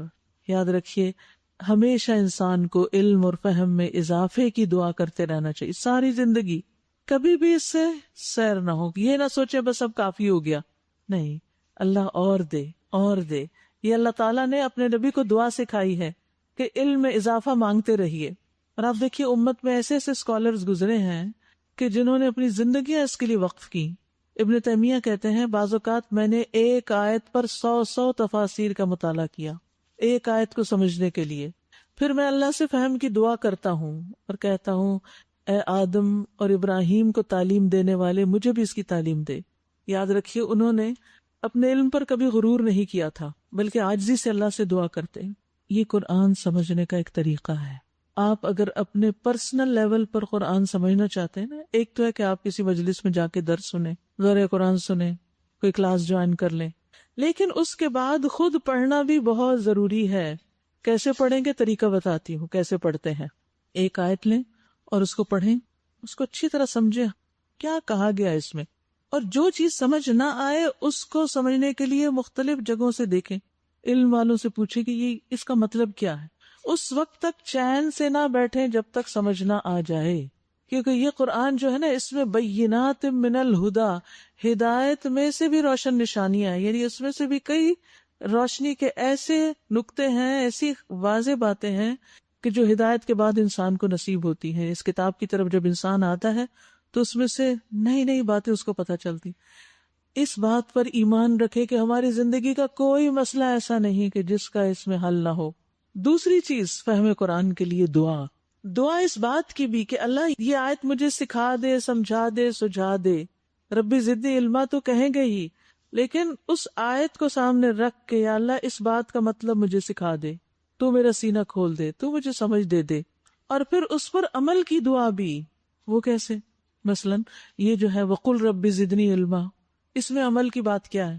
اس میں اپنے لیے آپ کیا دعا کر رہے ہیں؟ یہ تو خیر ویسے ہی دعا ہے نا کہ اللہ مجھے اور علم عطا کر. اسی طرح ربی زدنی علما کے بعد وَلَقَدْ أَهِدْنَا إِلَىٰ آدَمَ مِن قَبْلُ فَنَسِيَ وَلَمْ نَجِدْ لَهُ عَزْمًا، ہم نے اس سے پہلے آدم کو ایک حکم دیا مگر وہ بھول گئے اور ہم نے اس میں عزم نہ پایا. کیا دعا کریں گے اس کو پڑھ کے اپنے لیے کہ اللہ ہمیں اپنے سے کیے ہوئے عہد نبھانے کی توفیق دے. اللہ آدم بھول گئے تھے، اگر ہم بھول جائیں ہمیں یاد کرا دے. ان میں عزم نہ تھا، اللہ تو ہمیں عزیمت اور عزم کی راہ دے دے. اس طرح دعائیں مانگتے ہیں قرآن پڑھ کے. ہر آیت سے دعا نکلتی. اور یاد رکھیے ہمیشہ اللہ سے دعا کرے اللہ وہ علم دے جو مجھے فائدہ دے، اور اللہ مجھے وہ علم نہ دے جس میں میرا کوئی فائدہ نہیں، اللہ مجھے اس سے بھی بچا. اللہم انفعنی بما علمتنی وعلمنی ما ینفعنی وارزقنی علما تنفعنی بہ. اے اللہ تو مجھے جو علم نصیب فرمائے اس سے مجھے فائدہ پہنچا، اور مجھے وہ علم دے جو مجھے فائدہ دے، اور مجھے ایسا علم دے جس کے ذریعے میں فائدہ اٹھا سکوں. اور ایک اور دعا اللہم انی اعوذ بک من علم لا ینفع، اللہ میں اس علم سے پناہ چاہتی ہوں جو مجھے کوئی فائدہ نہ دے. بیکار چیزیں مجھے نہیں سیکھنی، میرا وقت ضائع نہ ہو. زندگی تھوڑی سی ہے، علوم بے پناہ ہیں، کیا کیا سیکھیں گے؟ تو فائدہ مند کی حرص رکھیں. وَإِذْ قُلْنَا لِلْمَلَائِكَةِ اسْجُدُوا، یاد کرو وہ وقت جب ہم نے فرشتوں سے کہا کہ آدم کو سجدہ کرو، تو وہ سب سجدے میں گر گئے مگر ابلیس تھا کہ انکار کر بیٹھا۔ اس پر ہم نے آدم سے کہا دیکھو یہ تمہارا اور تمہاری بیوی کا دشمن ہے، ایسا نہ ہو کہ یہ تمہیں جنت سے نکلوا دے۔ اللہ نے پہلے ہی بتا دیا، اللہ کو پتا تھا ابلیس کیسا ہے، وہ کیا کیا کرے گا، ورنہ تم مصیبت میں پڑ جاؤ گے۔ یہاں تو تمہیں یہ آسائشیں حاصل ہیں کہ نہ بھوکے ننگے رہتے ہو، نہ پیاس اور دھوپ تمہیں ستاتی ہے، لیکن شیطان نے اس کو کسلا دیا۔ کہنے لگا آدم بتاؤں تمہیں وہ درخت جس سے ابدی زندگی اور لا زوال سلطنت حاصل ہوتی ہے؟ انسان کی ویکنس، ہمیشہ جیوں اور کوئی اونچی جگہ ملے، مجھے بادشاہت ملے۔ آخر کار دونوں میاں بیوی اس درخت کا پھل کھا گئے۔ نتیجہ کیا ہوا؟ نتیجہ یہ ہوا کہ فوراً ہی ان کے سطر ایک دوسرے کے آگے کھل گئے اور لگے دونوں اپنے آپ کو جنت کے پتوں سے ڈھانکنے۔ آدم علیہ السلام نے اپنے رب کی نافرمانی کی اور راہ راست سے بھٹک گئے، پھر اس کے رب نے اسے چن لیا اور اس کی توبہ قبول کر لی اور اسے ہدایت بخشی اور فرمایا تم دونوں یعنی انسان اور شیطان یہاں سے اتر جاؤ، تم ایک دوسرے کے دشمن رہو گے۔ اب اگر میری طرف سے تمہیں کوئی ہدایت پہنچے تو جو میری ہدایت کی پیروی کرے گا وہ نہ بھٹکے گا نہ بدبختی میں مبتلا ہوگا، اور جو میرے ذکر سے منہ موڑے گا، کون سا ذکر؟ یہ کتاب، اس کے لیے دنیا میں زندگی تنگ ہوگی اور قیامت کے روز ہم اسے اندھا اٹھائیں گے۔ اللہ اکبر! یہ قرآن سے منہ موڑنے کا نتیجہ ہے۔ وہ کہے گا اے میرے رب، دنیا میں تو میں آنکھوں والا تھا، یہاں مجھے اندھا کیوں اٹھایا گیا؟ اللہ تعالیٰ فرمائے گا ہاں اسی طرح تو ہماری آیات کو جب کہ وہ تیرے پاس آئی تھی تو نے بھلا دیا تھا، اسی طرح آج تو بھلایا جا رہا ہے۔ لیکن فمن اتبع ہدایا فلا یضل ولا یشقی، جو اس ہدایت کی پیروی کرے گا نہ گمراہ ہوگا نہ مصیبت میں پڑے گا۔ ابن عباس کہتے ہیں کہ اللہ نے ضمانت دی ہے کہ جو قرآن پڑھتا ہے اور اس پر عمل کرتا ہے وہ دنیا میں گمراہ نہیں ہوگا اور آخرت میں محروم نہیں ہوگا۔ اور پھر انہوں نے یہی آیت پڑھی۔ لیکن اس کے برعکس جو اس کو بھلا دے اس کے لیے تنگی، معیشتاً ضنکا، یعنی سب کچھ ہوتے ہوئے بھی اس کے لیے تنگی، اس کے ماحول میں، اس کی ہر چیز میں سینے کی گھٹن، دل کی بے چینی، یعنی خواہ وہ اپنی مرضی کا لباس پہنتا ہو، مرضی کا کھاتا ہو، مرضی کی رہائش ہو، ہر چیز ہو زندگی کی اس کے پاس، ہر نعمت، لیکن دل کی گھٹن، تنگی اور ڈپریشن سے نجات نہیں پا سکتا جب تک وہ اس کتاب کی طرف نہیں لوٹے گا۔ ہمیشہ پریشانی، حیرت، شک میں رہے گا، ہمیشہ متردد، ہر وقت دل میں کوئی خوف اور کھٹکا۔ اس کا حل کتاب اللہ کو مضبوطی سے تھام لینا ہے، اس کی طرف پلٹنا ہے۔ اور یہ تو ہے دنیا میں، اور آخرت میں جو شخص کتاب سے منہ موڑے گا وہ اندھا اٹھایا جائے گا، کیونکہ اس نے دنیا میں اس کتاب کو پڑھا نہیں، سمجھا نہیں، اس کے مطابق زندگی نہیں بسر کی، تو یہ اس کا جیسا عمل ویسا نتیجہ ہوگا، اور اسے بتا دیا جائے گا جیسے تو نے بھلایا آج تجھے بھلایا جا رہا ہے۔ اس طرح ہم حد سے گزرنے والے اور اپنے رب کی آیات نہ ماننے والے کو دنیا میں بدلہ دیتے ہیں، اور آخرت کا عذاب زیادہ سخت اور زیادہ دیر پا ہے۔ پھر کیا ان لوگوں کو تاریخ کے سبق سے کوئی ہدایت نہیں ملی کہ ان سے پہلے کتنی ہی قوموں کو ہم ہلاک کر چکے ہیں، جن کی برباد شدہ بستیوں میں آج یہ چلتے پھرتے ہیں۔ در حقیقت اس میں بہت سی نشانیاں ان لوگوں کے لیے جو عقل سلیم رکھنے والے ہیں۔ اگر تیرے رب کی طرف سے ایک بات پہلے طے نہ کر دی گئی ہوتی اور مہلت کی ایک مدت مقرر نہ کی جا چکی ہوتی تو ضرور ان کا بھی فیصلہ چکا دیا جاتا۔ بس اے محمد صلی اللہ علیہ وسلم، جو باتیں یہ لوگ بناتے ہیں ان پر صبر کیجئے اور اپنے رب کی حمد و ثنا کے ساتھ اس کی تسبیح کیجئے، سورج نکلنے سے پہلے اور غروب ہونے سے پہلے، اور رات کے اوقات میں بھی تسبیح کیجئے اور دن کے کناروں پر بھی، شاید کہ تم راضی ہو جاؤ اور نگاہ اٹھا کر بھی نہ دیکھو دنیاوی زندگی کی اس شان و شوکت کو جو ہم نے ان میں سے مختلف طرح کے لوگوں کو دے رکھی ہے۔ یعنی آخرت کی نعمتوں پر توجہ دو، دنیا سے بے رغبت رہو، وہ تو ہم نے انہیں آزمائش میں ڈالنے کے لیے دی ہے۔ دنیا کی نعمتیں امتحان ہے ہمارا، اور تیرے رب کا دیا ہوا رزق حلال ہی بہتر اور پائندہ تر ہے۔ اپنے اہل و عیال کو نماز کی تلقین کرو۔ اگر پیغمبر کو یہ حکم ہے تو ہمیں بھی یہی ہے کہ گھر والوں کو نماز کی طرف لائیں، کیونکہ نماز کا تعلق دین کے ساتھ ہے۔ نماز مومن و کافر کے درمیان فرق کرتی ہے، نماز برائی اور بے حیائی سے روکتی ہے۔ قیامت کے دن پہلا سوال بھی نمازی کے بارے میں ہوگا۔ نماز کی حفاظت کرنے والے کو اللہ کا فضل ملتا ہے، اور ہر طرح کی پریشانی میں نماز ہی کا سہارا لیں، اور خود بھی اس کے پابند رہو۔ ہم تم سے کوئی رزق نہیں چاہتے، رزق تو ہم ہی تمہیں دے رہے ہیں، اور انجام کی بھلائی تقوی ہی کے لیے ہے۔ وہ کہتے ہیں کہ یہ شخص اپنے رب کی طرف سے کوئی نشانی یعنی معجزہ کیوں نہیں لاتا، اور کیا ان کے پاس اگلے صحیفوں کی تمام تعلیمات کا بیان واضح نہیں آ گیا؟ اگر ہم اس کے آنے سے پہلے ان کو کسی عذاب سے ہلاک کر دیتے تو پھر یہی لوگ کہتے کہ اے ہمارے رب، تو نے ہمارے پاس کوئی رسول کیوں نہ بھیجا کہ ذلیل و رسوا ہونے سے پہلے ہی ہم تیری آیات کی پیروی اختیار کر لیتے۔ ان سے کہیے ہر ایک انجام کار کے انتظار میں ہے، پس اب منتظر رہو، ان قریب تمہیں معلوم ہو جائے گا کیا کہ من اصحاب الصراط السوی ومن اہتدی، کہ سیدھی راہ چلنے والا کون ہے اور کون ہدایت یافتہ ہے۔ اللہ تعالی ہم سب کو ہدایت عطا فرمائے۔ وآخر دعوانا ان الحمد للہ رب العالمین۔ سبحانک اللہم وبحمدک، اشہد ان لا الہ الا انت، استغفرک واتوب الیک۔ السلام علیکم ورحمۃ اللہ وبرکاتہ۔